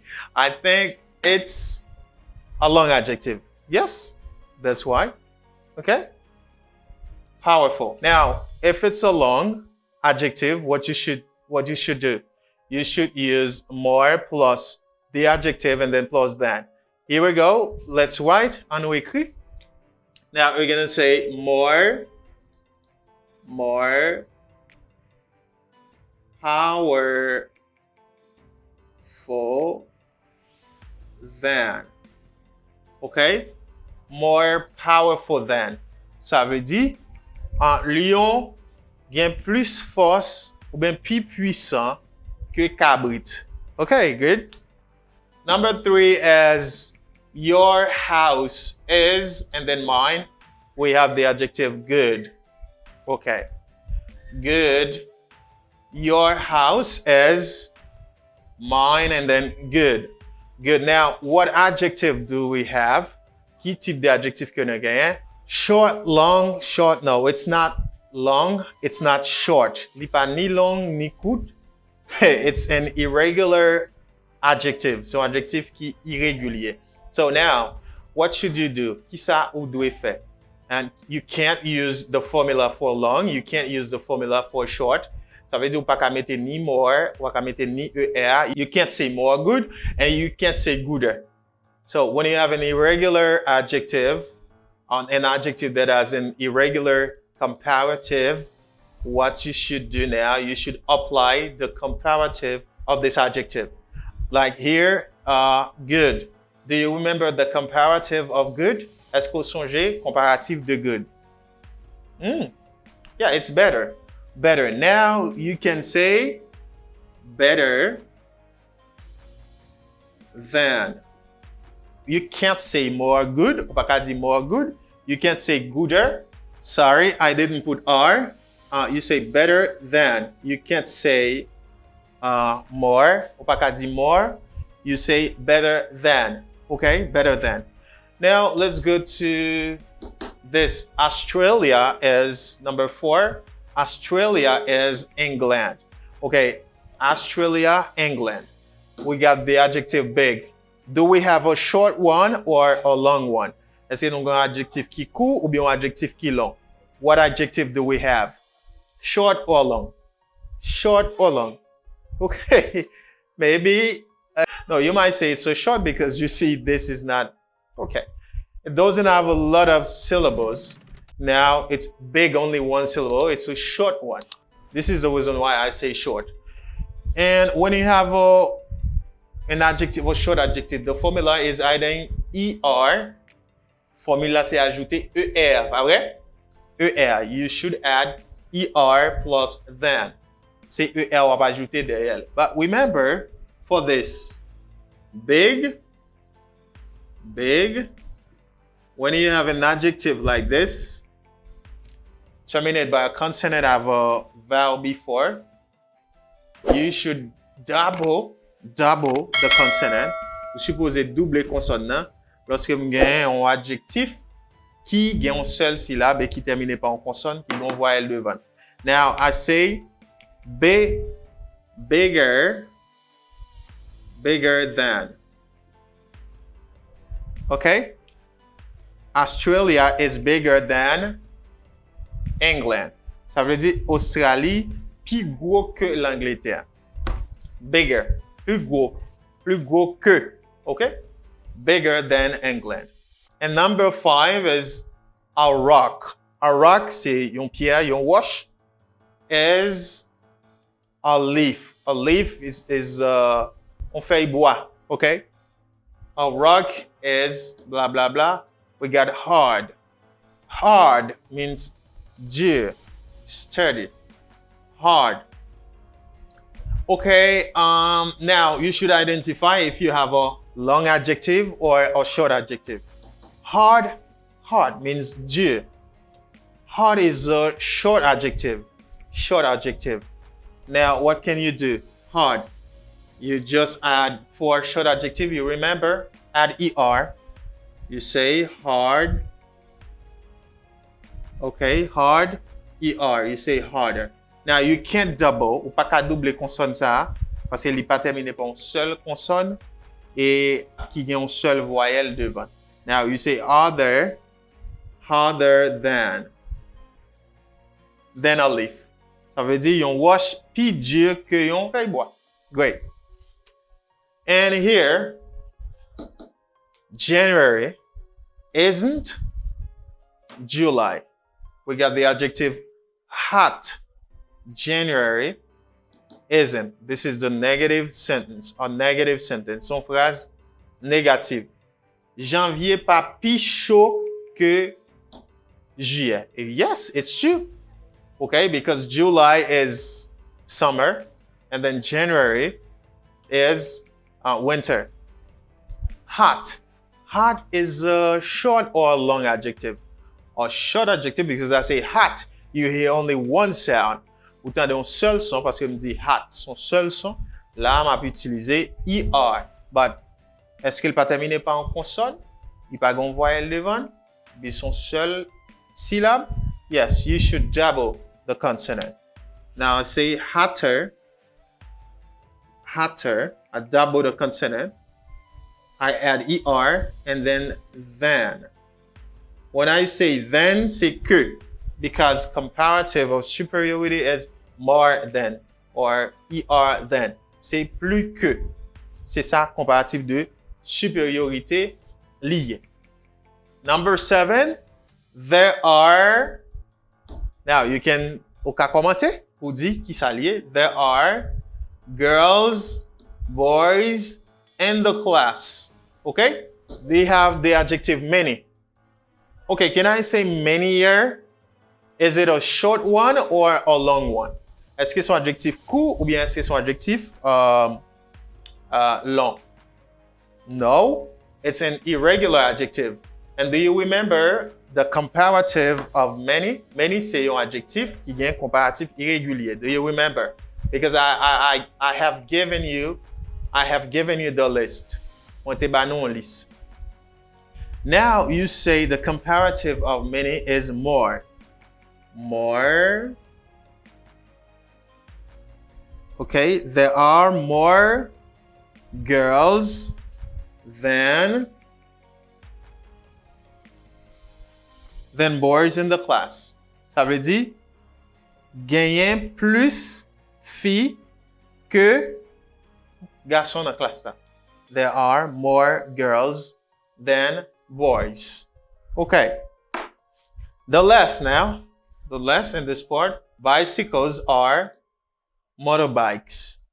Motorbikes. Bicycle. The adjective we have safe. Safe and security. Safe. Okay. Safe is what? Safe. How many sounds do you hear? Only one sound? Can you say, is it an irregular one or a long one? No, it should not be long. Il n'est pas long. Only one sound. An irregular one or a short one? Est-ce que c'est un adjectif court ou bien irrégulier? Think. Ou ka réfléchir. If you watch the first video, if you watch the first lesson, si vous te gardé première leçon, You can understand that. Okay, bicycles are safe motorbikes. Okay, it's a short adjective. You're gonna add, you're gonna say safe. Okay, can I add a second ER? Can I add ER like this? Safe here? No, you can't, because it has an E before. Parce qu'il était déjà gagné un E avant. You keep this E, and then you add R. You say safer than. Safer than. Safer than. Great. Safer than. Let me read now. Let me read for you. You say gold is more expensive than silver. Lion is more powerful than goat. Your house is better than mine. Australia is bigger than England. A rock is hotter than a leaf. January isn't hotter than July. There are more girls than boys in the class. Bicycles are safer than motorbikes. Okay, now it's time to go to the last exercise. We're gonna practice another way, the comparative of some adjectives here. Here only, you should only add the comparative. Not in a sentence, only add the comparative of each adjective we have here. Because they say, write the comparatives. Écris comparatif yo. This is what they say. Okay, here we go. En allez. They say nous. Remember, always ask yourself, is this a long adjective or a short adjective? Toujours poser tête aux questions ça. Est-ce que c'est un adjectif qui est long ou bien est-ce que c'est un adjectif qui est court? Let me pronounce it for you. You say new. For American, you say new. People in other countries or England, you say new. But in America, they say new. It's not the problem here. New, is it a long one, a long adjective, or a short adjective? New, how many sounds do you hear? Only one sound? Absolutely. It is a short adjective. And when you have a short adjective, do you remember the formula?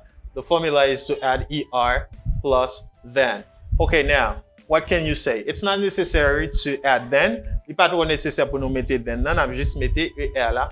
Et puis, les noms en phrase, n'a mettez. When you're in a sentence, you can add then. It's not too necessary here to add then in this exercise. Okay, now we say nous, and the comparative of nous, you say nous.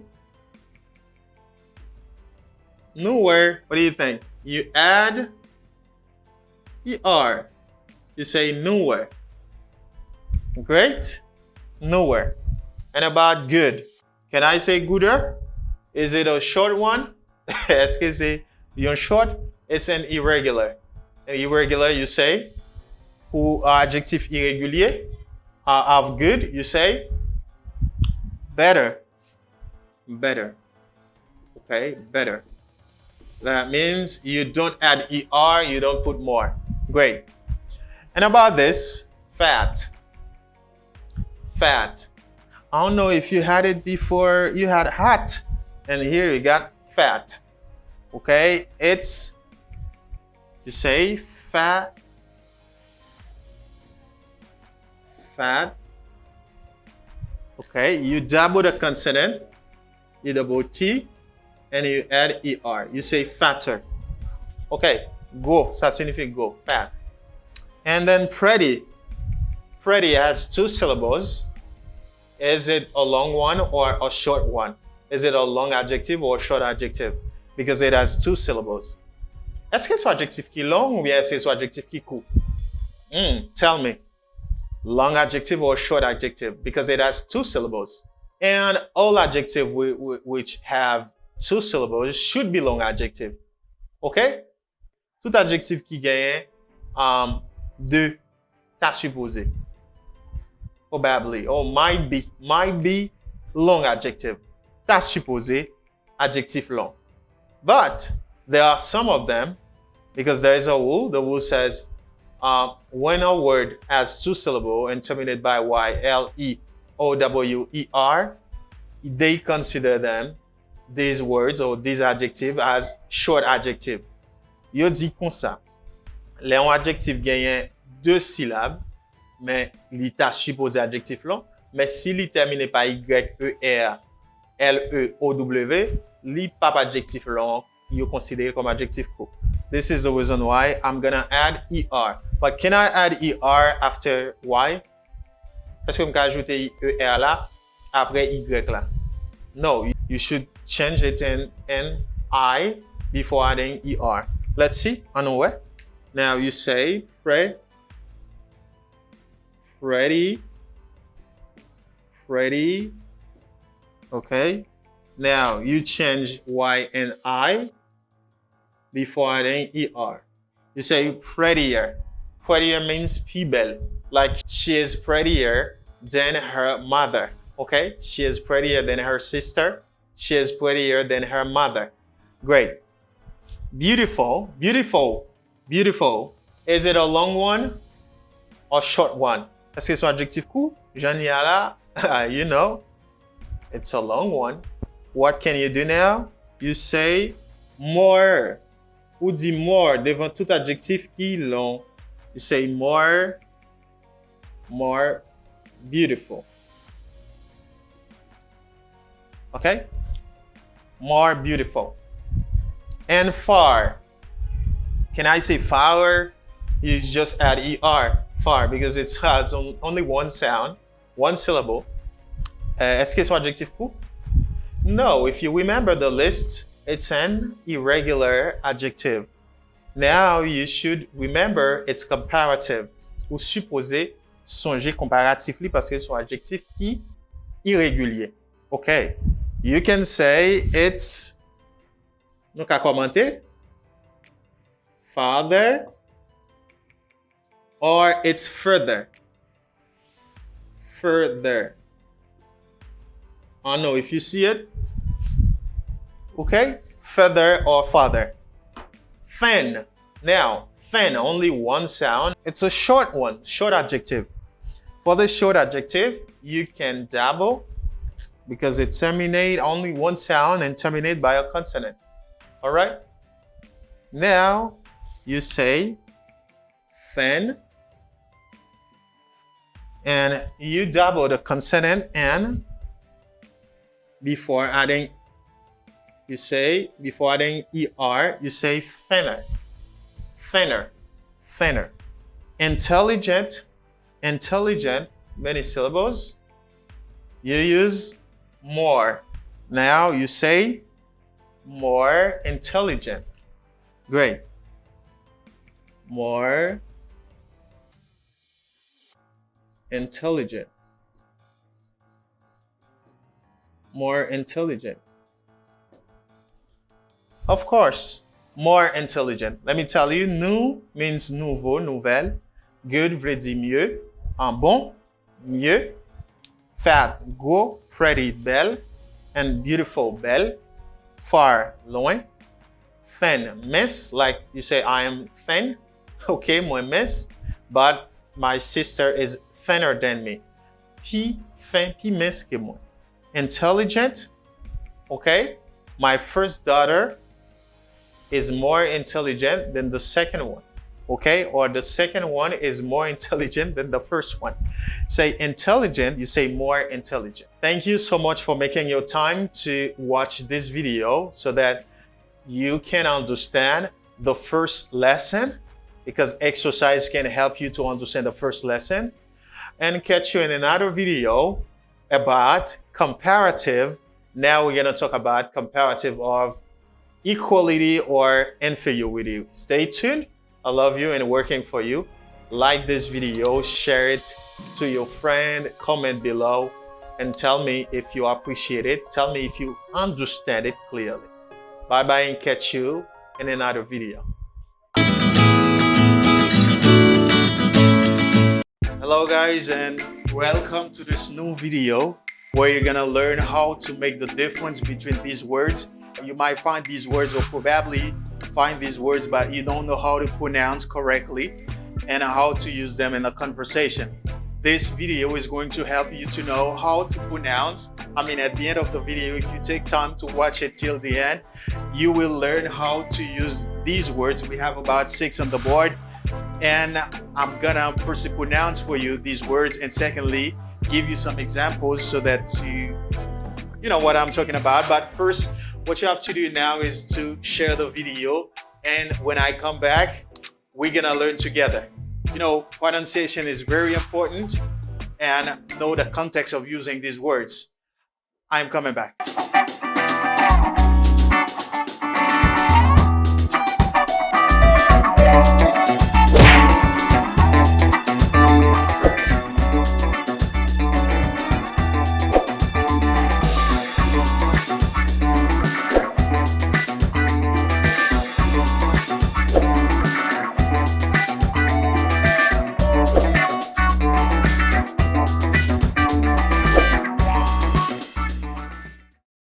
All right, we're back.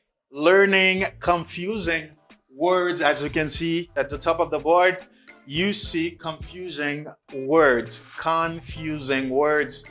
What does confusing words mean? Qu'est-ce que confusing words signifie? These are the words. Sometimes you can take this for that. For example, we got 6 on the board. Or you don't know, you don't have an exact pronunciation for one of them or for them. So I have 6. Je veux dire, nous avons 6, and you're gonna learn how to use them. Nous allons apprendre comment pour nous utiliser. So premier, c'est ça. This, and the second, it's almost the same. Nous voyons qu'apparaît même genre. Let me take the first one, and aller avec première pour nous apprendre connaître qui j'en nous capable non seulement prononcer et utiliser. Let's go here with the first one. The first one is pronounced as close. This is a sound. You have a sound. Ou gagne un son S because you say close to. And close to means near. Lorsque vous utilisez close to, il signifie près. Okay? Close to. For example, the chair is close to the window. Moi dis chaise là près fenêtre là, moi dis ça en anglais. The chair is close to the window. Il pas bon son z, pas bon son z. Moi gen son s. I say the chair is close to the window. The chair is close to the window. Okay, I am here close to the board. I am close to the board. Moi près tableau. Okay, when you say close, you mean close to. Okay, vous te mettez ça comme ça, sans préposition. Moi dit close to. It's close to. Are you close to me? Est-ce que ou près? Yes, I'm close to you. Okay. Now you can see the marker is close to the board. Close to. Okay? The marker is close to my eyes. The marker is close to my eyes. Great. Now it's time to go to the second one. Let's okay, the second one, because I'm sure you're done. You finished with the first one. You know that the first one has a sound, and then you use it with a preposition like this. You say close to. Good. And what about the second? The second has a z sound. You say close. Deuxième n'a gagne un son z. Ou dit close. And it's a verb. This is a verb. You say to close. To close is a verb. To close, c'est un verbe qui signifie fermer. Close. Okay? Like close the door. For example, they close the door quietly. They close the door quietly. You ferme porte là silencieusement ou bien tranquillement. So you say they close. This is a verb and this is not a verb. Okay? This is not a verb. This is a verb. Now you say to close and you have a z sound. Okay? Z sound. Great. Nous la différence là, ça prononcer comme close, S là bas mon son. S. Et ça prononcer comme close, S là bas mon son. Z. Okay. To close. Can you close the door? It's a verb. She closes the door. Li ferme porte là. She closes the door. Li ferme porte là. Or he closes the door. Li ferme porte là. So can you close? Can you close that for me? It's the verb to close. For example, they close the door quietly. Can you close the book? est-ce que vous pouvez fermer livre là? It's an action. You ask the person to do an action. Now you say the verb to close. Okay, I think everything is still fine. Number 3 here. Number 3 is another thing. Let me show you. And it's pronounced as closed. The pronounce comme closed. It's the adjective of the verb to close. This adjective the verb to close. The game presque même son, but the difference, you have an ed sound. You say closed, or you have a d sound. Ou gen un son d. If you'd like to know how to pronounce verb with ed and the past, go to the channel to watch a video because I have a video on the channel for that. Moi gon vidéo sur channel là pour ça qui gagne comment pour prononcer 3 sons verbe régulier qui terminé par ed. You can go to watch it. Allez gade après vidéo ça. You say closed. It's the adjective. Adjective de close, the verb, le verbe, c'est closed. Still the z sound. Toujours son z. Okay? Z. But you say zd, closed. Great. Example, the books are closed. Ça veut dire livres fermés. Ils sont fermés. Okay? The books are closed. Now you use the adjective of the verb to close. Are the books closed or open? Est-ce que les livres ouvris ou bien yo fermés? No, they're not open. They are closed. They are closed. Yo fermé. Like you can say that for the door. Vous capable toujours dire ça. Est-ce que porte yo fermé ou bien yo ouvri? Good. And now I have this. Okay, let me go here to the fourth. The fourth is this. Okay, like what I have on me, it has the same sound with this, with the verb. Il y a même son avec verbe là. You say close. Lorsqu'on parle de vêtements, vous dites close. Okay? Ça, to close. En parlant de ça, to close. Numéro 2, number 2. C'est un verbe and it's a noun. Number 4 is a noun. Ça veut dire son nom. You say close, the same pronunciation. Vous prononcez le temps pour même genre avec fermé. Close. Là, m'a parlé de vêtements, me dit close. Okay, I need to buy clothes. Moi besoin acheter vêtements ou bien moi dois acheter vêtements. Okay, you say close. Do not confuse. Pas confondre yo parce que ça a même prononciation. Pas dire pour prononcer comme close. Okay, for American accent. Close. And let me give you an example. You say she washes her clothes. She washes her clothes. Li lave rat li yo. She washes her clothes. She washes her clothes. I think everything is fine. Tout bagay okay? Because you know, close, when you say that, you use it with a preposition. That means near. Ça signifie près. Then you say close to. Okay? Li ba son close to. And this is the verb. The second is the verb. You can see the second is the verb. It has a z sound. You say close. I give you example. And then it's adjective, which is the third one. Adjectif là qui c'est troisième. Non prononcé comme closed. Toujours même genre, c'est DA seulement qui prononce.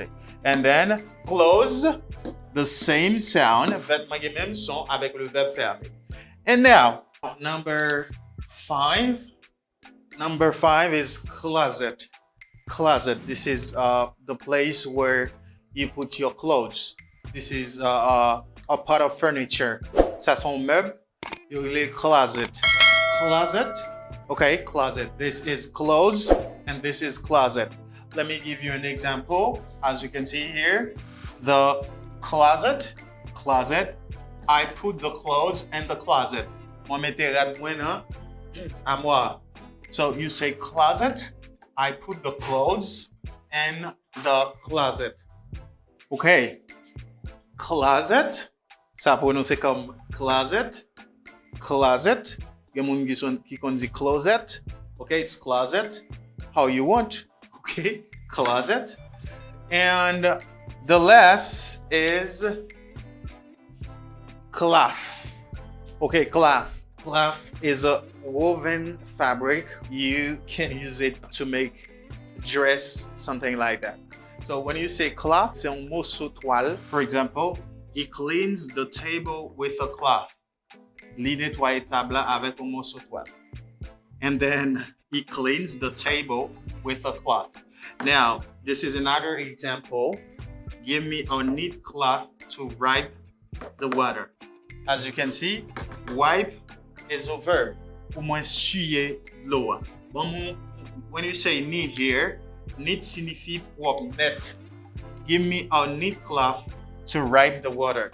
Bon, moi, morceau toile qui propre, qui net, pour me capable essuyer l'eau.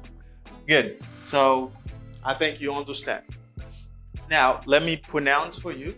You say close to, and you can see that I add S. I say close to, qui signifie near, près de. And I have close, this is the verb, means fermer, okay? To shut something, you say to close. And close to, which is the adjective of to close. And then we have close, which has the same pronunciation with the second one. You say close what you put on you, okay?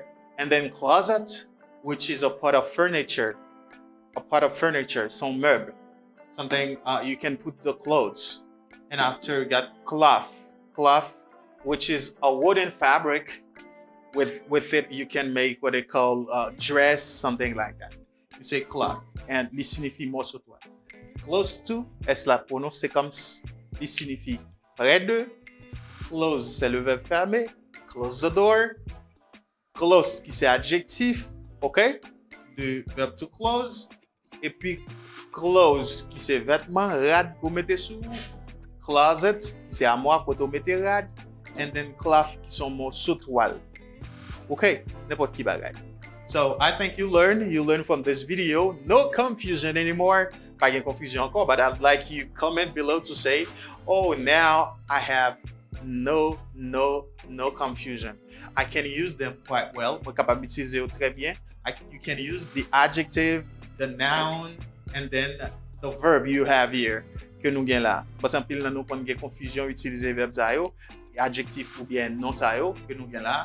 Eh bien, de ce fait, ou connaît qui j'en pour utiliser yo from now.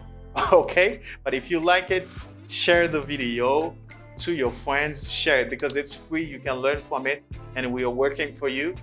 Feel free to share this video to your friends, to Facebook, WhatsApp, to your contact, okay, to your friends on social media. I love what I'm doing and I hope you will learn from this video and love it. I love you so much and catch you in the next video. Bye bye.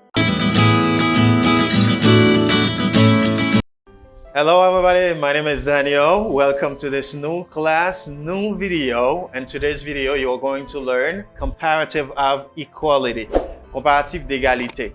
You learned in the previous video how to use comparative of superiority, but today's video is going to focus on comparative of equality. And I know you understand the first one, you are going to understand the second one.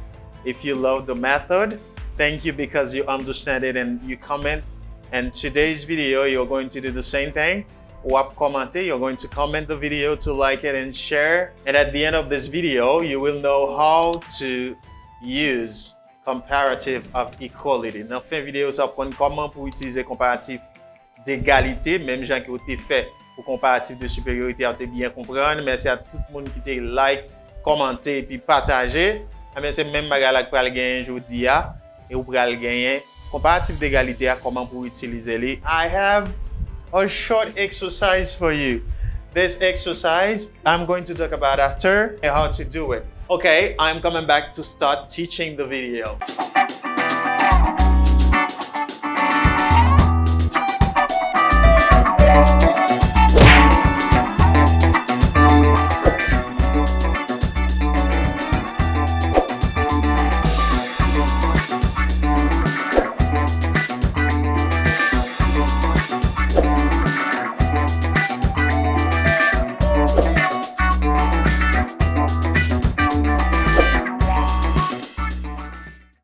Okay, welcome back. Hey, come on, come everyone. Sit down here.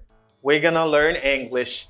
English, I know. I don't have any problem. I don't have any problem because I know, I'm sure you share the video, you like it, and then you comment below. I can count on you. I can bank on you. I can count on you. And now let's go with comparative of equality. Now the question, what is comparative of equality? Comparative of equality is used to talk about two things or people that are similar. Okay? You use comparative of equality to talk about two things or two people that are similar. Okay? Where there is no difference between the subject and the object. And it can be used with adjective, adverb, or noun. Ok, ba mdi nou ki sa mdi la. Comparatif d'égalité a, ou utiliser l pou pale de deux bagay ou bien deux moun ki similaire, qui semble, qui même bagay, qui gen même caractéristique. Ou capable utiliser l côté pa gen pièce différence entre sujet avec objet. Li capable utiliser avec adjectif, adverbe, avec nom. Okay? This is what I say. Now, it's time to teach you the formula. This is what you'd like to know. C'est ça ou ta remè apprendre, ou ta remè apprendre connaît formule là. How to do it. Now, qui so ta remè connaît? Ou ta remè connaît formule là? You'd like to know the formula. This is what you'd like to know. Yeah, don't worry. This is what we're going to do. The formula. Okay. The method is this. You don't need to be worried about short and long adjective. Ou pa gen pou inquiéter ou de adjectif court, adjectif long. Okay? You're gonna use both of them and only one formula. Ou al gen pou utiliser tous les deux dans seule formule.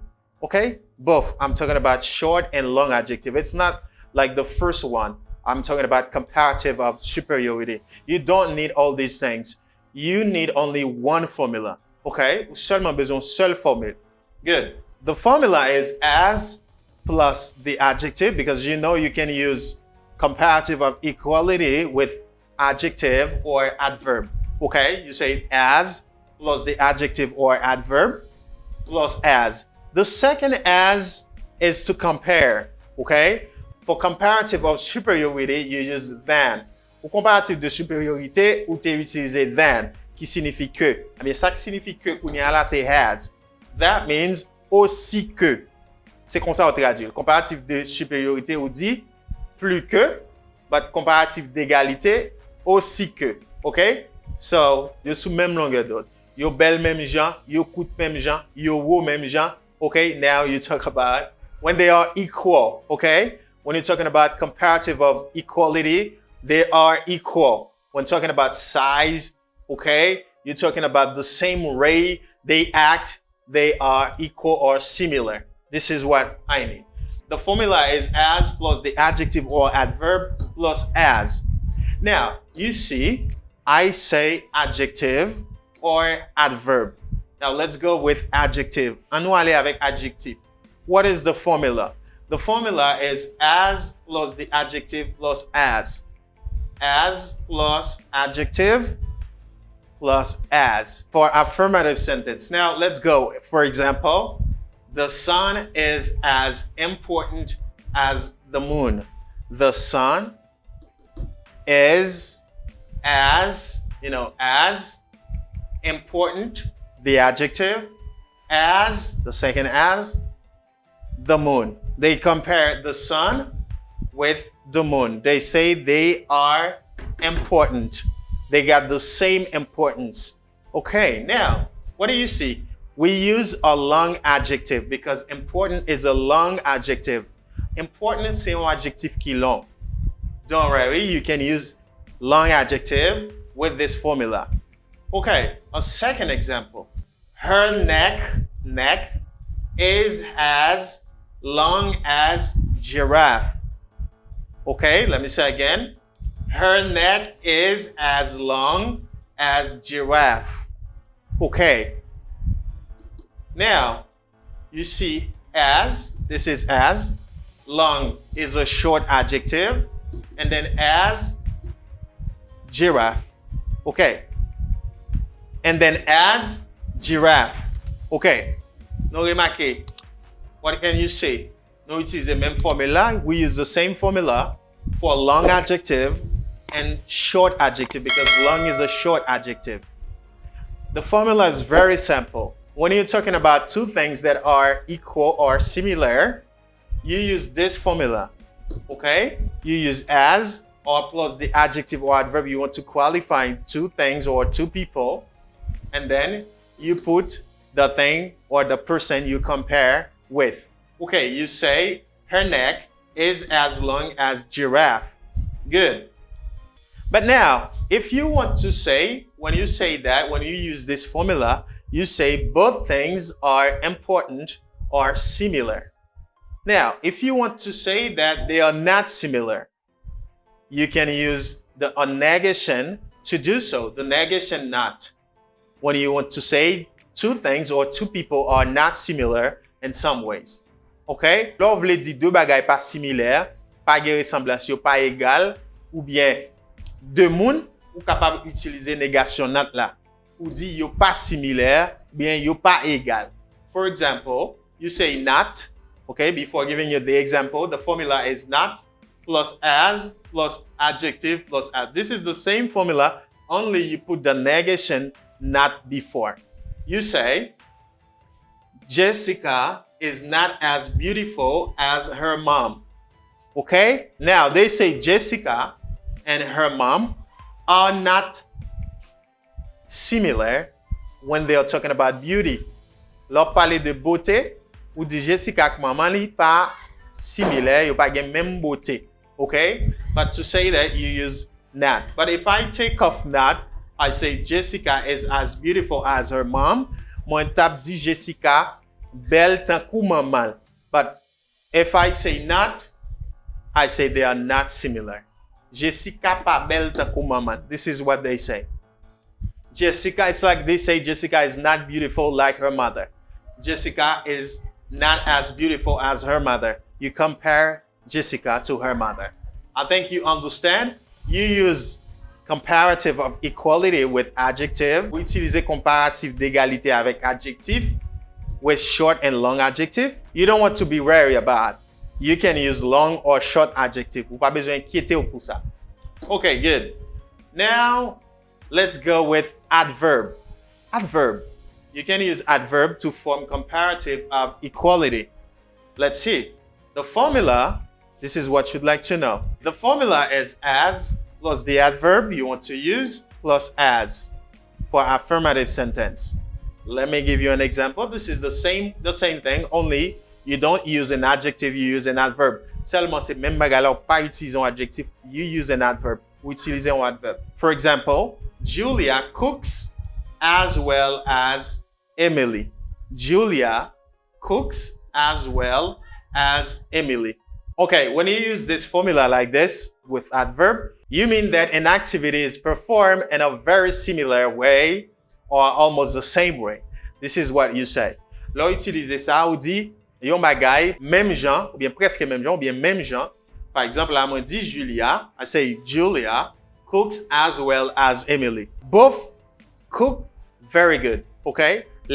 Tous les deux cuisiner bien, tous les deux faire manger bien. Moi dit Julia fait manger bien, très bien, tant que Emily. Ça veut dire, I say Julia knows how to cook very well and Emily knows how to cook very well. This is what they mean. But if you'd like to say differently, okay, they are not the same, they are different, you can use a negation as this, a negation using the same formula, using an adverb and plus not before to say that two things or two people are different, they are not similar. For example, Peter cannot work as quickly as Pedro.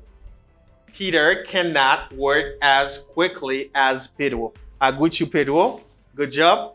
Peter pas capable de travailler aussi rapidement que Pedro. OK? Ici, Julia cuisine aussi bien qu'Emily, but Peter cannot cook as quickly as Pedro.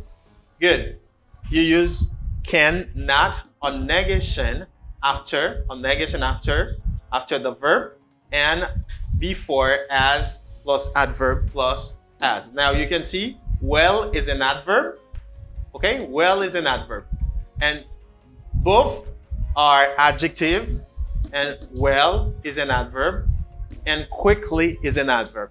Great. Now you finished to know how to use comparative of equality with adjective and with adverb. Ou konnen ki jan pou utiliser comparatif d'égalité avec adjectif et puis adverbe. Ou konnen formule là déjà, c'est as plus soit adverbe ou bien adjectif là et puis plus as. Very simple. All right? Good. Now I want to teach you a third thing. Okay, now we finished with first one, adjective. The second one, adverb. Now we're on the third one. And when talking about comparative of equality, you use as, and then the adjective is in the middle. Adjectif la nan mi-tan. Okay, so when doing that, I'm talking about comparative of equality. You can have a noun before, a noun plus verb before, as plus adjective plus as. Let me show what I'm talking about. And you can have a noun plus verb. When I say a noun plus verb, especially you can have a possession, okay? A possession case here, like noun plus verb. When I say noun, this car is a noun. For example, my car is. The verb is. The verb is. Okay. As, the same as, the same thing. As plus the adjective old is an adjective plus as plus Tom's. When I say Tom's, this is Tom's car. Okay, possessive case. If you'd like to know, we have a video on the channel. You can go to watch it quite after this video. My car is as old as Tom's. Voiture nan li ancien même genre avec voiture Tom nan. Good. Now you have a noun plus a verb. The noun plus a verb. Great. And you can have a subject pronoun plus a verb or a subject pronoun plus auxiliary verb. Now you can have whatever verb, for example, ordinary verb, and here you can have an auxiliary verb. Let me show you here the same thing. Here we have an auxiliary verb. To be, we have an auxiliary verb. But unfortunately, we don't have a pronoun like subject pronoun here. But let me show you what I'm talking. I is a subject pronoun. I sing. Sing, unfortunately, is not an auxiliary verb. We have another verb like ordinary verb. I sing as well. This is an adverb. As well as my sister. I sing. You got subject, I, and then verb sing, as well as for the comparative of equality, my sister. Donc, ou capable bien sujet, ou bien on pronom personnel sujet, plus yon verbe. Verbe, ça capable bien un verbe ordinaire, ou bien un verbe auxiliaire. Donc, ici, nous avons un verbe auxiliaire, mais là, nous avons un verbe ordinaire. D'accord? Plus as, qu'a fait comparatif d'égalité. I sing as well as my sister. Moi, chanter même avec Seb. On a dit, moi, chanter aussi bien. Je chante aussi bien que ma sœur. Great.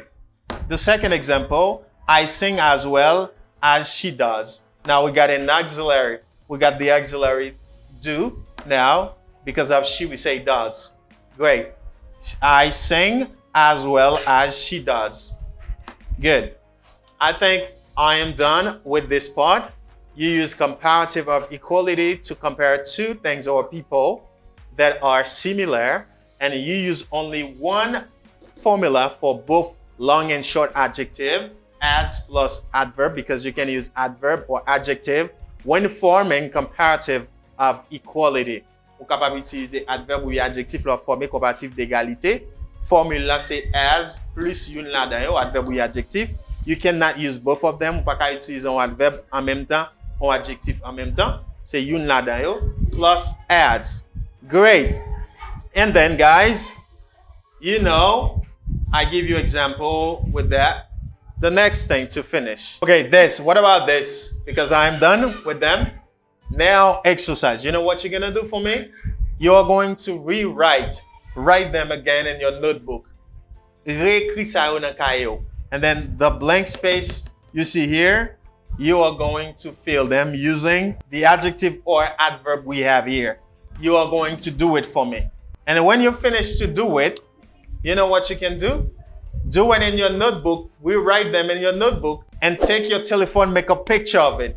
Prends téléphone ou, fais yon photo. L'on fin résoudre ça, fais une photo et puis voyez ban moi dans téléphone moi. Okay? Practice it, please. Let me read for you. Number 1 is owl. Owl is peacock. Comparative of equality, you know the formula. Comparative d'égalité ou kon formula. But they say you should use the negative form. Okay? Ou supposé utiliser forme négative là. Okay? A negative sentence. They say not beautiful. You're gonna use this adjective with not. You know how to do it. Number 2 is Jennifer sings, blank space, with shell. Now we have an adverb. You're gonna put the adverb in the blank space. You know the formula of comparative of equality. Okay? Jennifer sings with shell. We have the adverb well. Number 3 is pronouncing English is Spanish not easy. A negative sentence. You're gonna use the adjective easy. And the last is Abelina is you know, space, blank space when I say that. The sun and the moon. Attractive. The adjective is attractive. Good. You know what you're gonna do? Donc, comme ça, on a fait déjà, c'est réécrire dans cahier non. Et puis, compléter li, fait exercice là, fait photo, voyez ben moi, dans numéro téléphone moi, WhatsApp ou bien Telegram moi, ou bien dans groupe Telegram nan, si pas qu'on la dans la description, entrez sous link là, entrez dans groupe Telegram nan. Voyez le pour nous, et puis pour nous capable parler sous lui pour moi, si vous bien comprendre pour ça que vous autres faire.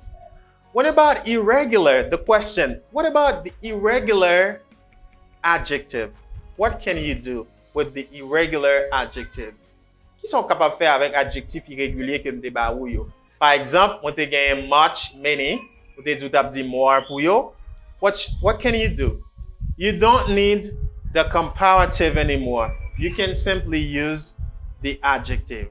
You don't understand what I say? I say, when you have even an irregular adjective, you can use this formula. You can put this adjective inside even an irregular adjective. I can say as good as. It's not a problem.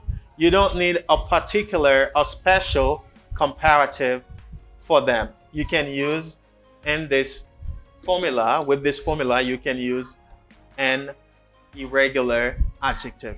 Thank you for making your time to watch this video and learn from it. Thank you. Let me know if you appreciate it. Like the video, subscribe, and thank you if you are new. Merci parce que ou nouveau sur channel là. Thank you for learning with us. I love you and working for you. Catch me in another video. Do not hesitate to ask any question, whatever question you have. I will be glad to answer. Bye-bye. Hello everyone and welcome to this new video where today I'm gonna talk about a bad word, not to teach you bad word, how to use bad word, but probably people, you know that people use bad word when they are angry or frustrated, nervous, something like that. They use bad words. I'm talking about emotion. So I am going to teach you this video. And it's not a good word at all. People should not use it in public, but you should know its meaning and different contexts of using it. Okay?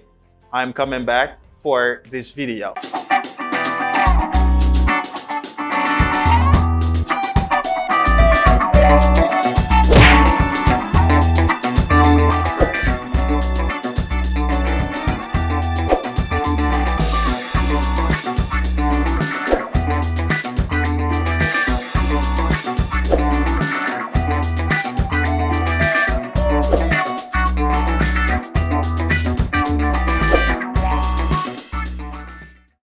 Okay, welcome back, ladies and gentlemen. Sit down to listen and learn from this video talking about a bad word. Bad word you hear very often people say when they are upset, they use this bad word. Bad word. This bad word is bullshit.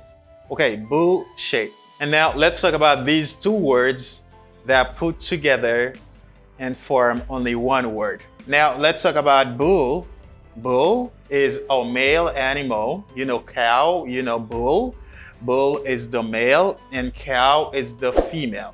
You know, bull is the male and cow is the female. Bull.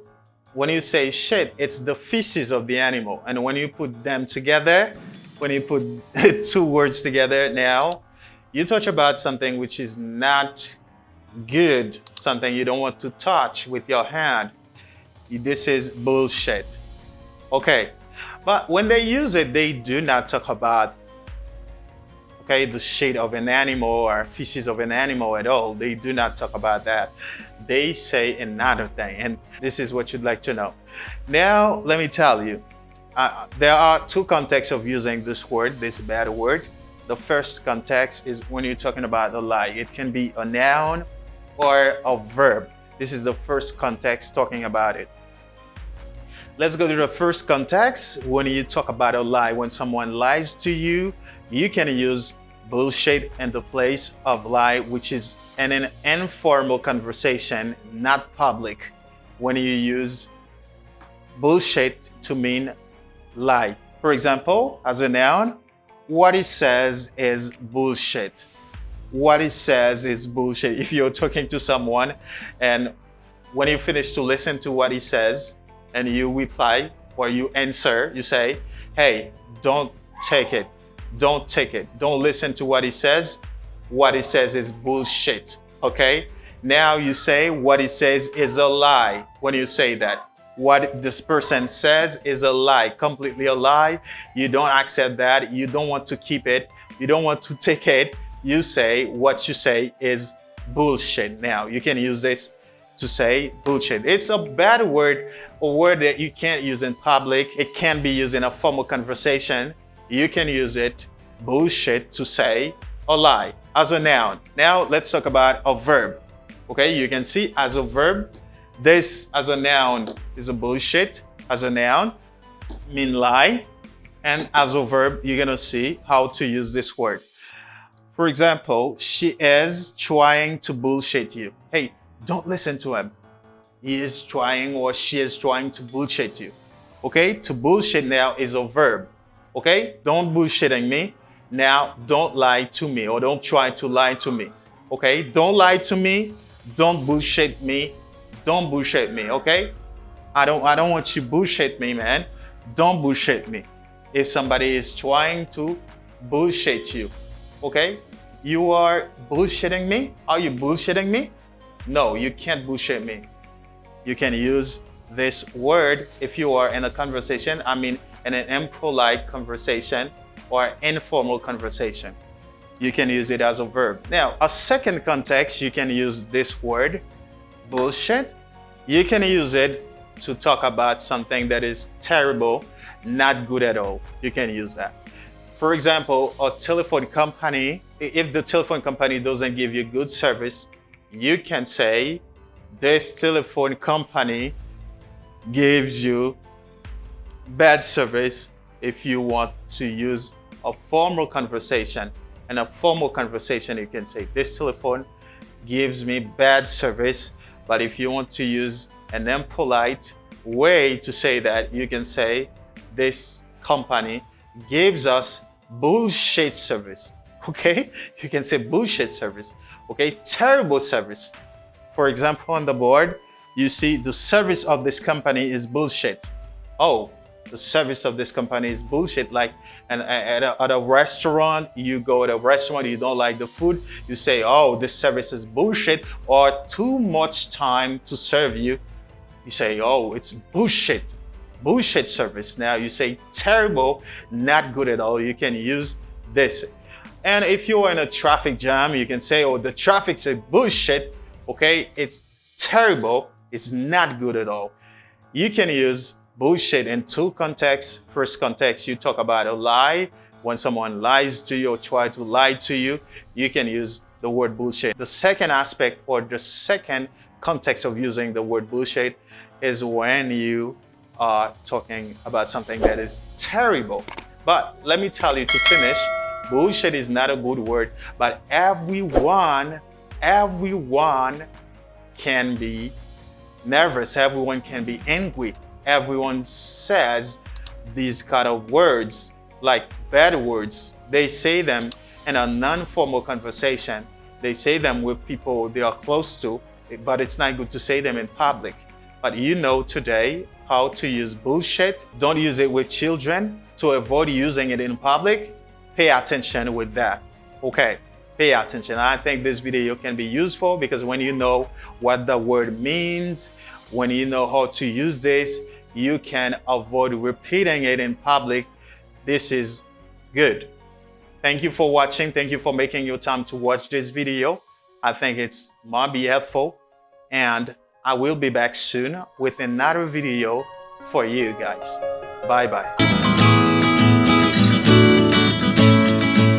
Hello everyone, this is Daniel. Welcome to this class today because I'm gonna talk about good words instead of bad words. People asking me questions about what to say because I published a video about bad words, and they ask me question, if you don't want me to say bad words, what can I say? C'est pour raison ça nous vient dans vidéo ça pour nous capable parler de bonne manière. Bad words, c'est mauvais mots que vous capable d'utiliser. Sometimes they say four-letter words or vulgar words or swear words. C'est des mots qui utilisent plusieurs thèmes ça vous dire mots vulgaires, vous dit vulgar words, vous dit swear words, ensuite vous dit four-letter words. Je dis dans la vidéo ça, on va apprendre comment pour éviter dire mots qui pas bon yo, parce qu'en pile fois nous-mêmes nous connaissons un artiste et puis ça dit mauvais mot, nous pas jamais rendre compte ça because you're non-native ou pas natif et puis you dit I'm listening to a native saying that it might be good and you say it, or you like the style of the star or the artist, you just repeat but you don't know. These words are not formal. I'm coming back to teach you what to say because I focus on say the good words. You're gonna learn the good words today.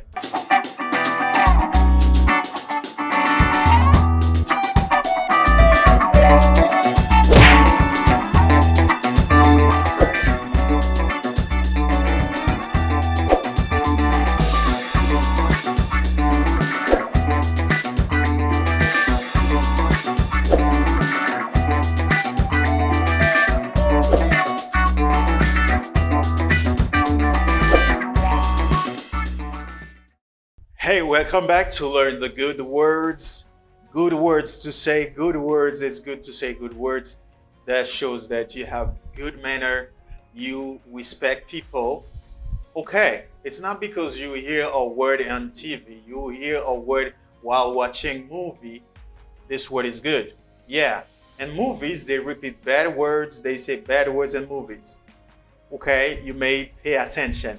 But I know some of you might love a star, an artist, an actor, and you love his style or her style, and you repeat what he says very often. Okay, you must pay attention.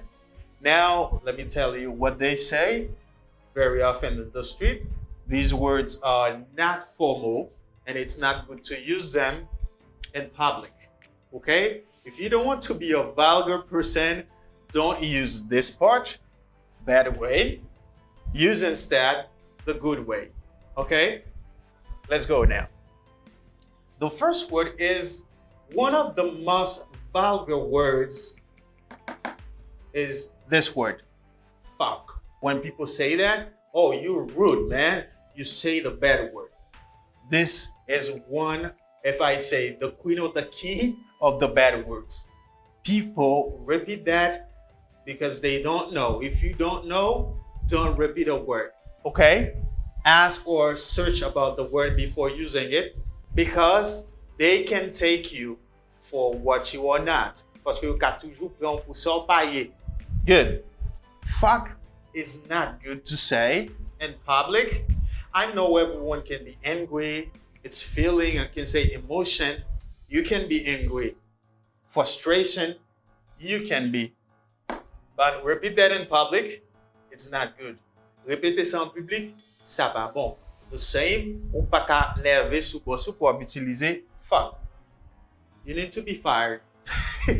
Ou besoin révoquer. Pas qu'à utiliser mot ça because it's a bad word. Now, what to say? Because people asking what to say if I don't want to say the bad words. Qui ça me capable de dire si pas vle répéter mauvais mot. You can say this instead. Frig. Oh, like when people are nervous, they say frig it. Okay? You say frig. Frig. Frig. Parce que c'est un mot qui plus ou moins réduit, il pas la même force avec fuck, il pas dans le même niveau et informel avec fuck. You can say fudge or frig. Or people can say, oh, frig it. On a nervé ou bien les gon l'autre bagay, il dit frig it. Good. You can say this, but avoid saying this because it's very bad. It's very, very bad, this word. Okay. And don't use it with children. Don't use it with child. Pas utiliser avec Timon. En pile fois, nous-mêmes, la caille nous, par exemple, haïtien, nous entendons mon abdi bagala et puis nous répéter le tout. Parce que vous dit dans la télévision que c'est bon. Évitez parce que il y a des formal conversation. Like if you go to a meeting for your child at school, you cannot say that.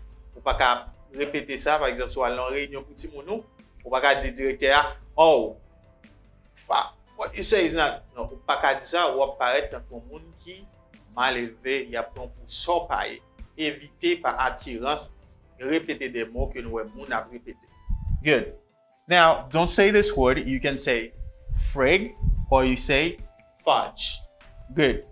And a second bad word is damn. Sometimes people say damn it. Damn it. Okay? When they are nervous, like you are in a traffic jam and you are in a hurry, you hit the steering wheel. Damn it. No.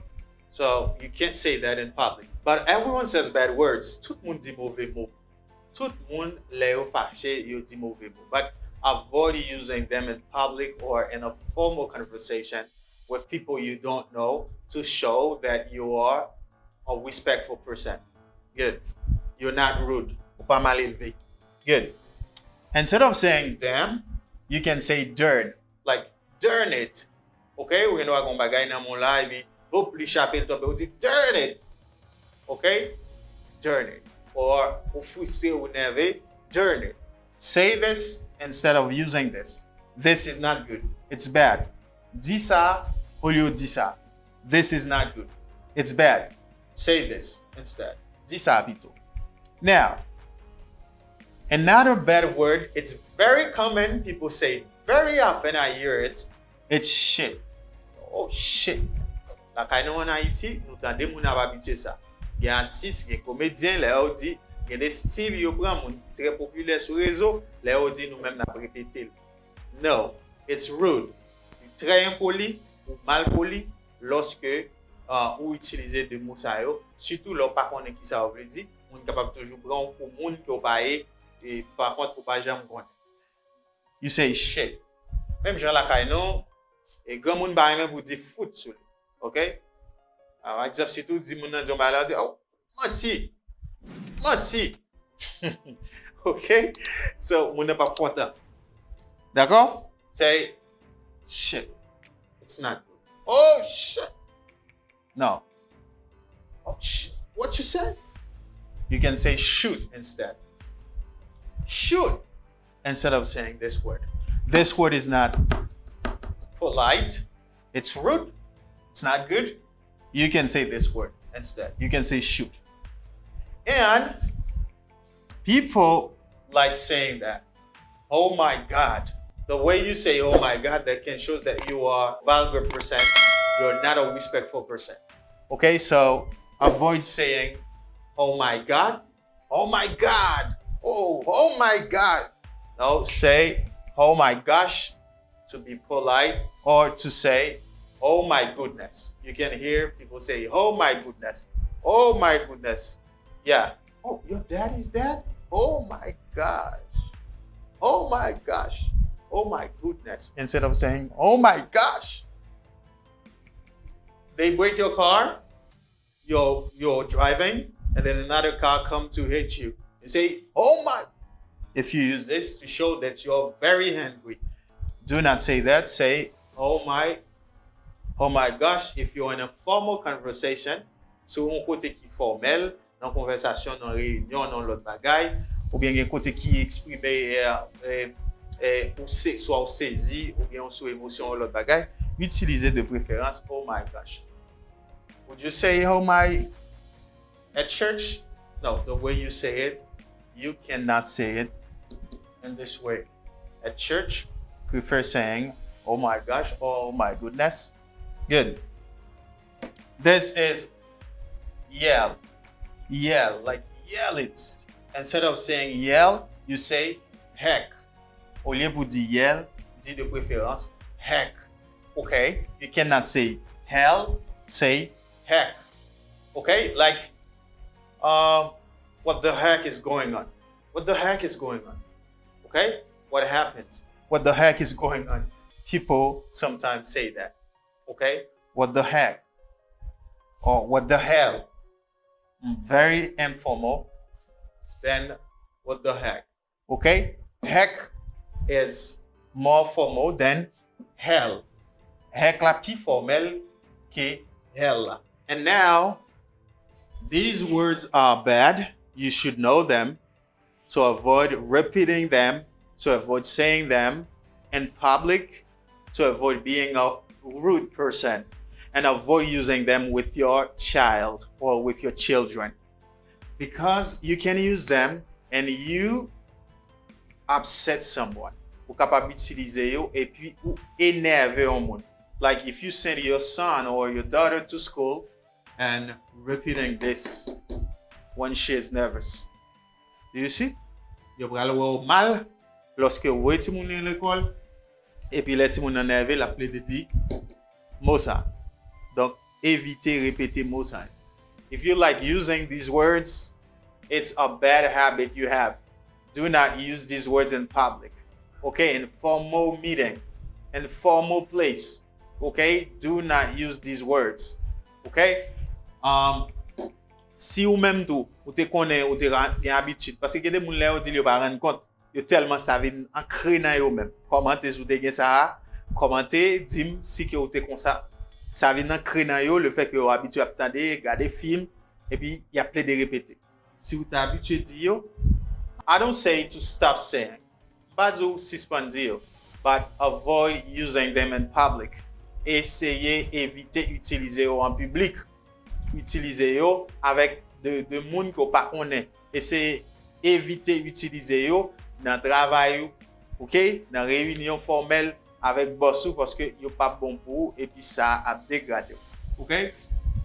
Donc do not say this word. Do not say this word. Do not say it. It's very common. People say it a lot. Do not say this expression and do not say this. Okay? Now, you should not say them in public, especially. They are not formal.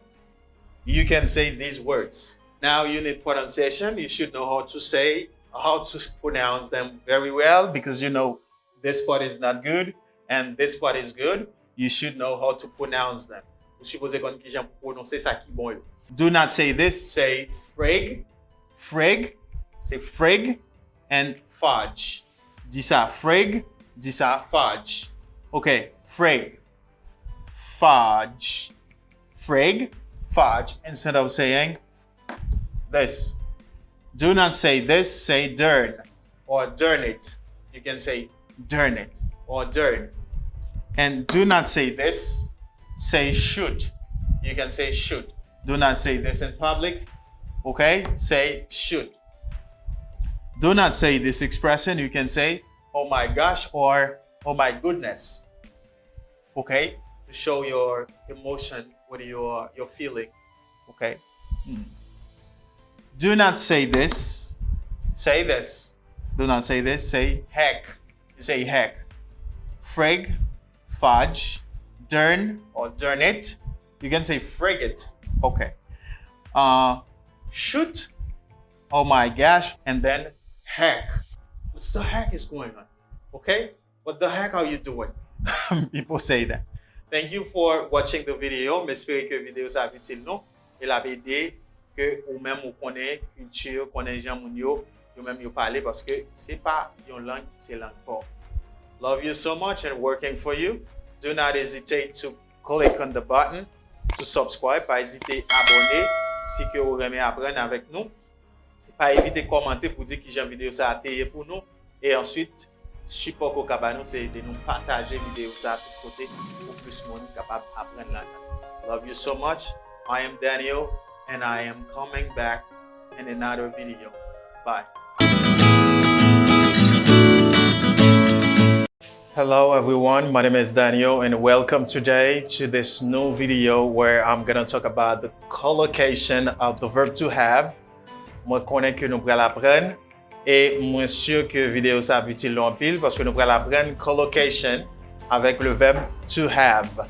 Share the video and I'm coming back. Do not hesitate to write. Feel free to write in the comment below to say how the video is for you. Okay, when I come back, I'm gonna teach you the course about collocation with the verb to have.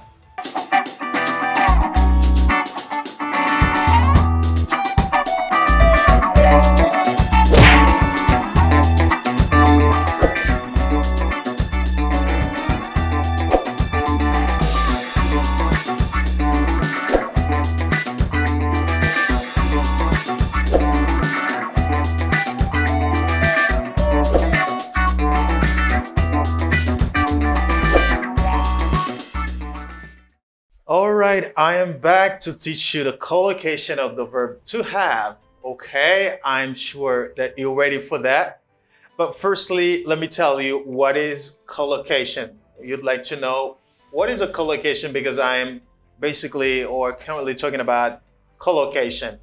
A collocation is a word or a phrase that is used with another word or another phrase in a way that sounds correct to people who have spoken the language all their lives, but might not be expected from the meaning.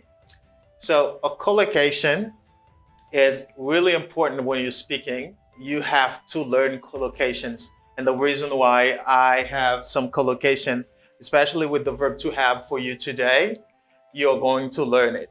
Dans vidéo aujourd'hui, je me dis non que nous allons apprendre collocation. Collocation, c'est un mot qui doit marcher avec un autre mot ou bien une autre phrase que les gens qui vivent dans la terre souvent utilisent, okay? Qui ne viennent pas être très correct, très naturel pour eux-mêmes que utiliser. Let's go with collocation with the verb to have. So you can use the verb to have with other words, like you say have plus another word. It is really different from the French language. French language is different because in French, sometimes you use the verb to have and sometimes you use the verb to be, but in English, it is completely different, okay? You have to know the English language to use better the collocation or use the auxiliary like to be, to have, and to do. Let's go. When you're talking about food and drink, they very often use these kind of collocations, like saying have coffee. Okay, you say have coffee, you don't say take, like you say I have a meal, I have breakfast. You use have to say that. So manger, so pour un repas, ou dit I have a meal, you do not say take, ou pas dit take, qui signifie prendre. You say I have. Okay, a question, for example, what did you have this morning? What did you have this morning? You use the verb to have. Like you can use a collocation with the verb to have to talk about food and drink.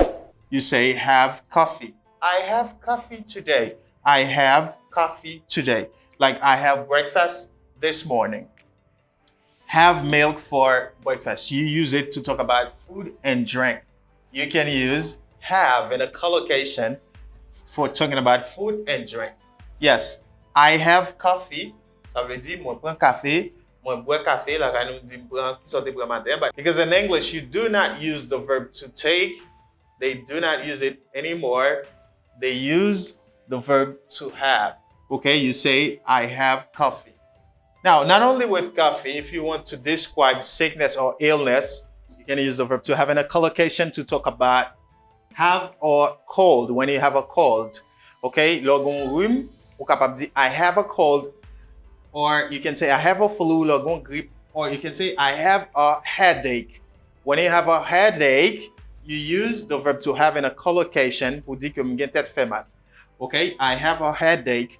You can ask question, do you have a headache, or what do you feel? You can say, I feel a headache, or I have a headache. You can say that. You finish to learn that you can use the verb to have in a collocation to talk about food and drink. You can use it to talk about sickness and illness. And now you can use it also to talk about things that go wrong. Vous pouvez toujours utiliser pour parler de les bagay yo pas aller bien. When things go wrong, like you can say, I have a problem. If you have a problem, you can say that. Or I have an issue. Or you can say, I have a trouble. Or I have difficulties. When you have a trouble or a problem, you can use the verb to have in a collocation to describe that, to say that. You can say, I have a problem. Do you have a problem? Not only saying I have a problem, they can ask question with it. Do you have a problem, or what do you feel? Okay? How are you? I have a problem in my job. I have a problem. Or I have an issue. Or I have a trouble. Or you can say, I have difficulties. You can use the verb to have in a collocation to describe bad things or problems. Now, let's go to the second part. Because if you had problem, you should have solution. This is the reason why you can use the verb to have.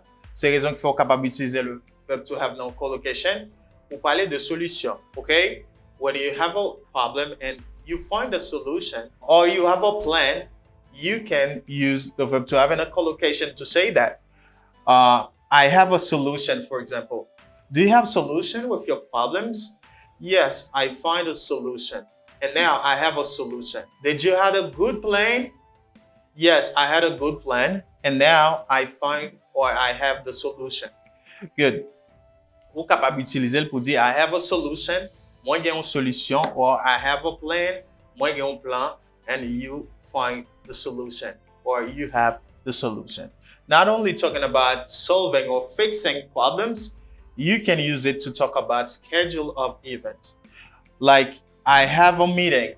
Lors parler de horaire de événement qu'on peut aller, ou capable toujours utiliser le verbe to have non collocation. Like, I have a meeting, or do you have a meeting today? Yes, I have a meeting. They have a meeting with the company. I have a meeting, or they have an appointment.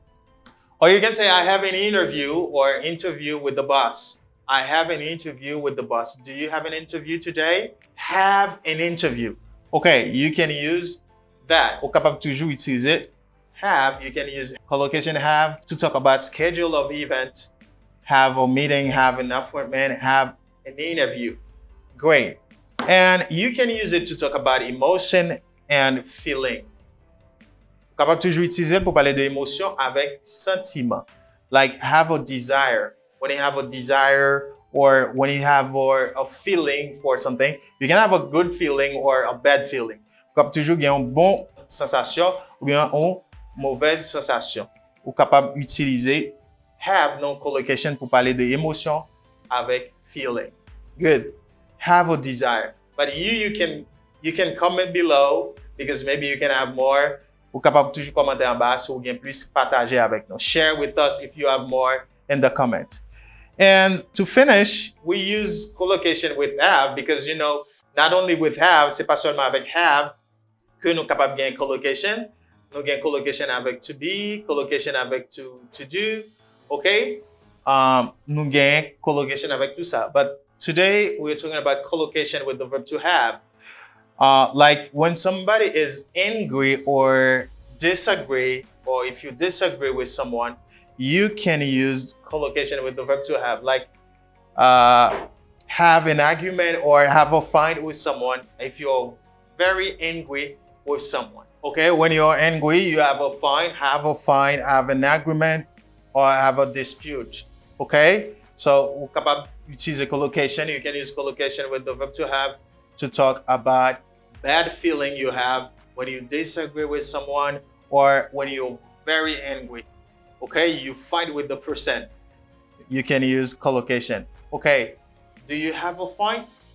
Or did you have a fight? Est-ce que ou te goumè? Okay, have a fight, have an argument, or have a dispute. Okay, have a dispute, have an argument, or have a fight. You can use the verb to have. You can use the verb to have to talk about food and drink, to talk about illness and sickness, to talk about problems or when things go bad or wrong. And you can use the verb to have to talk about solution and a collocation and or solving problems. You can use it, the verb to have, in a collocation to talk about schedule of events. And you can use it to talk about emotion and feeling and talking about disagreement when you're angry, something like that. OK, ou capable toujours utiliser collocation yo dans tout aspect ça. Collocation yo vraiment utile, m'a conseille yo pour utiliser yo. Use them in your conversation, OK, and then you are going to speak with facility. You are going to be able to speak the language easily. So use the collocation, study them. OK, I think it's a good idea. Now it's time to say goodbye. If you have any question, do not hesitate to say that below in the comment. OK, and then I will be pleased to answer you if you have a question. OK, so thank you so much. Do not forget to share if you are new. Do not forget to subscribe if you are really interested in learning English with us. Bye for now.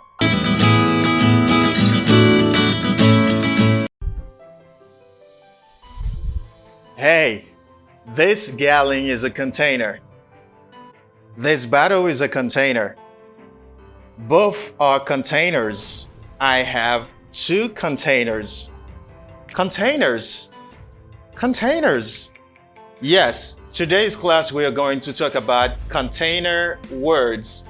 Dans la vidéo aujourd'hui, nous allons apprendre comment pour nous dire en anglais non récipient yo. OK, je pense que vous avez une vidéo ça. Je vais venir présenter li. Mettez chita là, préparez-vous parce que nous allons pratiquer anglais ensemble.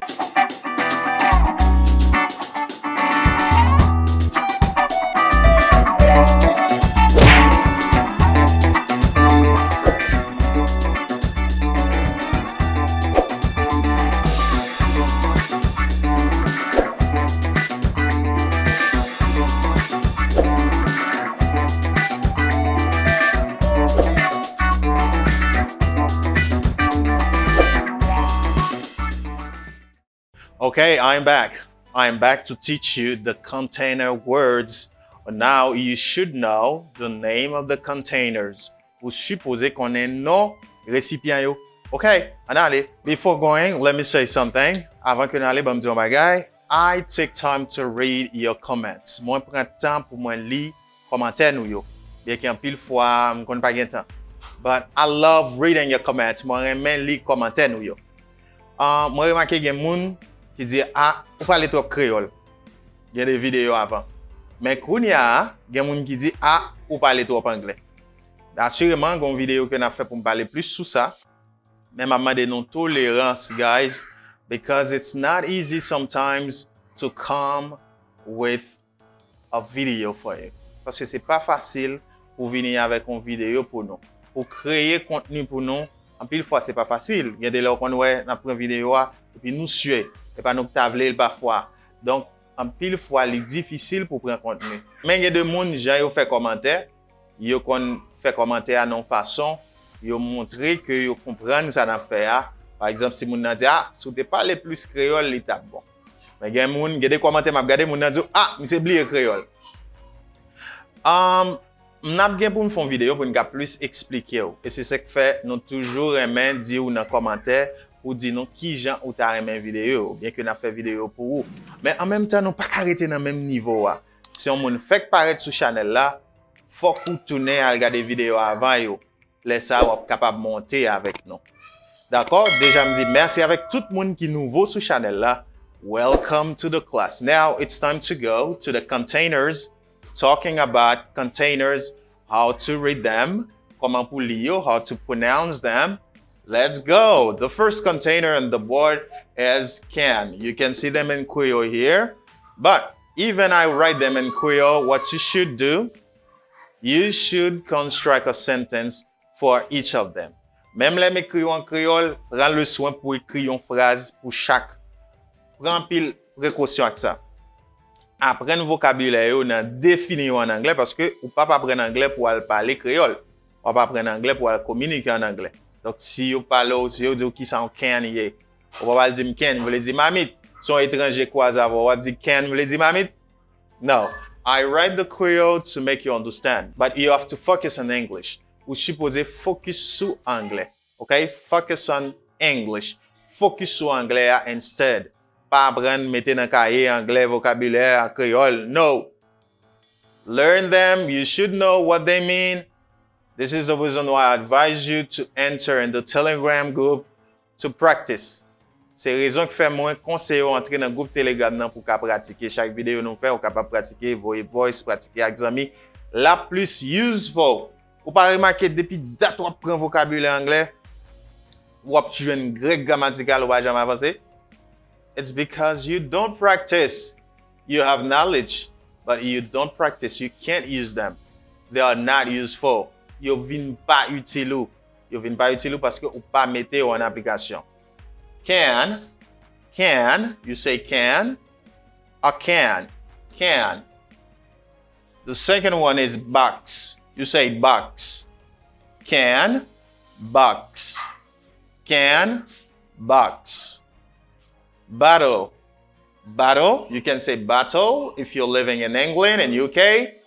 You say battle or flat D. T a prononcé comme D rapide if you're living in America, especially in the United States of America. Battle. Okay, battle. And then I say bag. Okay? Jar. Cotton, American way, cotton. Bunch, CH here give you a ch sound. CH là ba moyen, ch son, ch. Good. Bunch. Let me say again. Can, box, battle, bag, jar, cotton, bunch. Okay, you can see both words give you trouble to pronounce. Assurément, je suis capable de dire deux mots, ça va pas un problème pour nous prononcer. Don't worry. Let me say again. Je vais dire encore pour nous.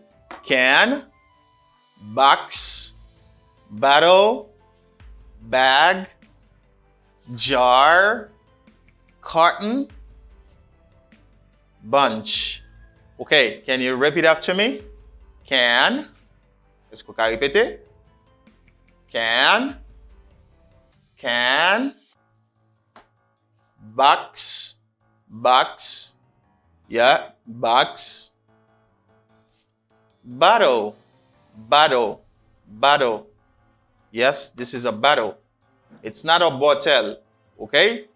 It's not a bottle, okay? It's a battle. Bag. It's a bag, okay? Bag. For this, you say jar. J. You know, this letter, J, it gives a J in the alphabet. J sound. You say plus R, A-R pronounced as R, okay? R, like farm. You say jar, R, jar. And this car, A-R gives you a R sound. You say car, cotton. Okay, cotton. If you can't pronounce it like that, you can say carton. It's not a problem to say carton. C'est pas un problème si vous dites carton. And this is bunch.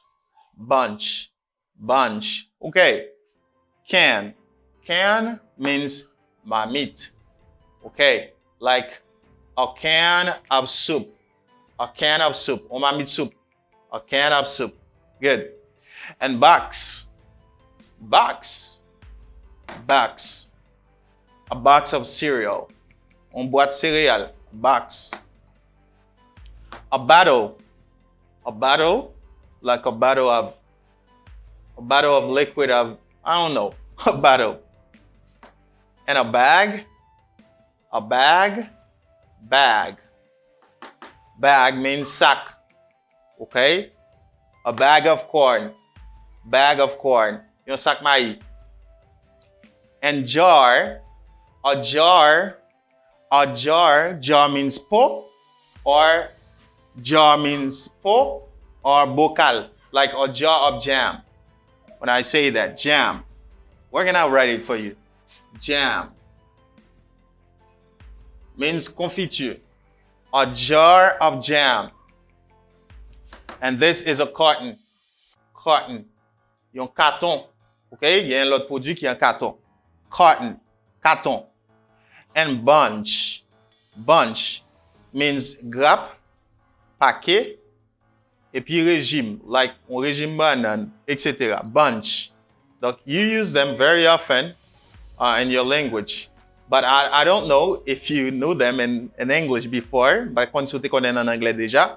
But I come to teach you how to pronounce, but maybe you knew them, you didn't pronounce well. Now, when you finish to follow this class, you're gonna have good pronunciation. You're gonna pronounce them well. It's gonna be good. Okay, you remember you say this: can, box, bottle, bag, jar, carton, bunch. I take my time. I'm going to pressé. No. Sit down to learn. Parce que c'est dans classe où Good. Now I have a little exercise for you. I'm going to exercise pour. Okay, you see, but don't worry about the price. Pas inquiété non de prix. Okay? Don't worry. You say $1. Ah, what can I say? Okay? These words I have, what should you choose? What's the correct one for each sentence we have? How much is a milk? Or blah, blah, blah of milk is $1.29. $1.29. So, milk, qui sont capables de dire? Est-ce que c'est marmite lait, un bocal lait, un boîte lait, ou bien un carton lait? Qui sont capables de dire? Ou bien une bouteille lait, ou bien un bunch, un grappe lait? What can you say? You might be confused because I say on boîte réalité même if you're living in Haiti. Okay, wait for it. And here you say a carton of milk. Sometimes people say milk. It's not milk. It's milk. Ils pas prononcer comme milk. Ils prononcer comme milk. You say milk, not milk. You say milk. Okay, now what can you say? You say a carton of milk. Nous pas connait lettre qui dans boîte carton, dans carton, qui fait dans carton yo. Okay? Now you say a carton. Carton. A carton of milk is $1.29. $1.29. Water. Okay? Because we finished with carton. We finished with carton. Nous finit avec carton. Now, water. Est-ce que m'gade on m'a mis de l'eau? Un bocal de l'eau, yon boîte de l'eau, yon bouteille de l'eau, yon grappe de l'eau, ou bien un sac de l'eau. What can you choose? Okay, you can comment if you want, ou ka commenter si vous voulez. You say a bottle, a bottle, not a bottle, it's a bottle. A bottle of water is, how much is this? Combien ça coûte? Is $5.99. Okay, $5.99. A bottle of water. Don't worry about the price. Okay? Yon ka di, oh, teacher, c'est teacher ak tap vend, li tap vend cher, gen kote l vend cher, gen kote l descend ba yo. Okay. Now, let's go with peanut butter. Peanut butter, let me show you an example, okay, of peanut butter. Okay, peanut butter. What I want to say, peanut butter, qui ça m'capable di, because we're done with this, for peanut butter. Est-ce que m'ka di yon mamite, yon boîte, and yon sac, yon bocal, ou bien yon grab, yon régime? What can we say? What can we say? Qui ça nous capable di? Can we say, do you see that? You can comment below. Nous capable commenter en bas. Commenter. Faites ça dans les commentaires. Pour dire qui ça que nous tapral mettez. Qui ça nous ka mettez. So we can say a jar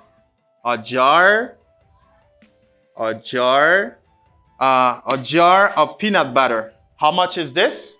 It's $2.69. Okay, $2. Good. For jar, on dit un bocal, this. Okay, it's not. Okay, un bocal mamba, peanut butter. This is rice. Rice, people sometimes say rice. It's not rice, it's rice. Il pas rice, il say rice. Rice, qui signifie du riz. I eat rice. I love rice. I love eating rice. It's not rice, it's rice. Don't give me French accent. Give me the American R. Don't say r. Say R. R. Say rice. Good. And what can we say now? Est-ce que nous sommes capables de dire mamite du riz? Ou bien yon boîte du riz? Yon grappe du riz? Ou bien yon sac du riz? I know you're intelligent. Just to practice. C'est juste pour nous pratiquer ça. Okay? Now, we say a bag.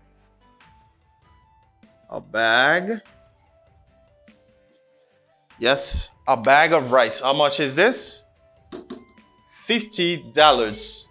On sac de riz, $50. $50. And now, bananas. Okay? What can we say? Est-ce que nous avons dit en mamite? Ou bien en boîte? Ou bien est-ce que nous sommes capables de dire un régime? Comment below, please? Commentez. Qui ça nous capable de dire pour banana? Banana. I know you are intelligent. I know that. Now we say a bunch. Yes, you say a bunch. Bunch of bananas. A bunch of bananas is, because I'm talking about a bunch, $1.59. $1.59 pour yon régime banane. Okay, good. Ou bien m'daka di yon pat banane. Great. I don't know if they are the same. Par contre, si yon même on pat en régime, peut-être yon est différent. I don't know. Okay, par contre, now we got salmon. Salmon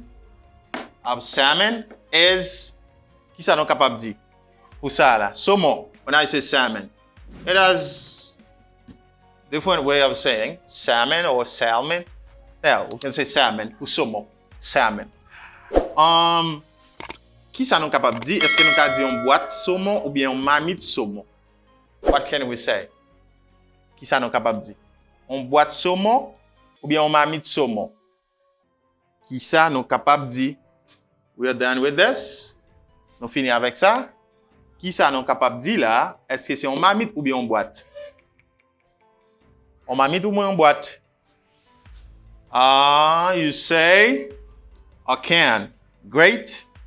You say a can. Now you say a can of salmon. Okay, c'est très bien. Vous dites une mamite saumon. Okay. Un petit mamite saumon. For salmon, how much is this? Is 99 cents. Okay? $0.99. $0.99. Okay, it's 99 cents. Say 99 centimes. And for this, matches. You say matches, qui signifie allumet. Matches. Matches. Matches. You say a box of matches. Exactly. A box of matches. Box. Okay, do you need a box of matches? How much is the box of matches? The box of matches is 79 cents. 79 centimes. Okay, good. And about this, because I think I'm done with all of them. And what about this? What can you say? Gen yon la de choisi la, kounya, ki ka semble a ça. Grapes is 50 cents. You di m'tel bagay, grapes. What is grape? Grapes, c'est raisin. When you say grapes, you di raisin. Qui ça n'a dit devant un raisin? Est-ce que nous capable de dire on mamite raisin? It depends. On boîte raisin, yon bouteille raisin, yon sac raisin, yon bocal raisin, ou bien yon pot raisin, yon carton raisin. Nan ki container, nan ki récipient que yo énuméré, yo compté, ou bien yo capable de parler de raisin. Est-ce que m'ka dit bunch? What do you think? Est-ce que m'ka dit bunch? What do you think? Qui sont pensé? Now, we were talking about 7 vocabulary. We focus on 7 vocabulary words. Nous focus sur 7 vocabulaire qu'on a parlé de yo là. But here we can say a bunch of grapes. Okay? You say a bunch. Exactly, a bunch. A bunch of grapes. Bunch, let me write it. B-U-N-C-H. Great. You say a bunch of grapes. How much is the bunch of grapes? It's 50 cents. This is 50 centimes. 50 cents. Okay, let me say, you say a carton of milk, $1.29. You say a bottle of water is $5.99. A jar of peanut butter is $2.69. And a bag of rice is $50. And after we got a bunch of bananas is $1.59. A can of salmon is 99 cents. And a box of matches is 79 cents. And a bunch of grapes is 50 cents. Great. Let me say again, you learn. Can means signifie mamite. Box signifie boîte. Bottle signifie bouteille. Bag ou dit ça sac. You say jar qui signifie pot ou bien bocal. And carton signifie carton. Bunch signifie grappe, paquet ou bien régime. I think you like this video, but the most important is if you learn from it. Ça plus important est-ce qu'on apprend dans la vidéo ça. Si vous apprenez, faites nous connaître. Like, share, and welcome to you if you are new. Bienvenue à vous-même si vous êtes nouveau sur channel là.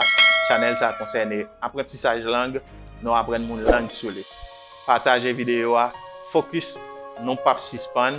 We never stop, we never quit. Nous pas jamais vague. I'm coming back for another video.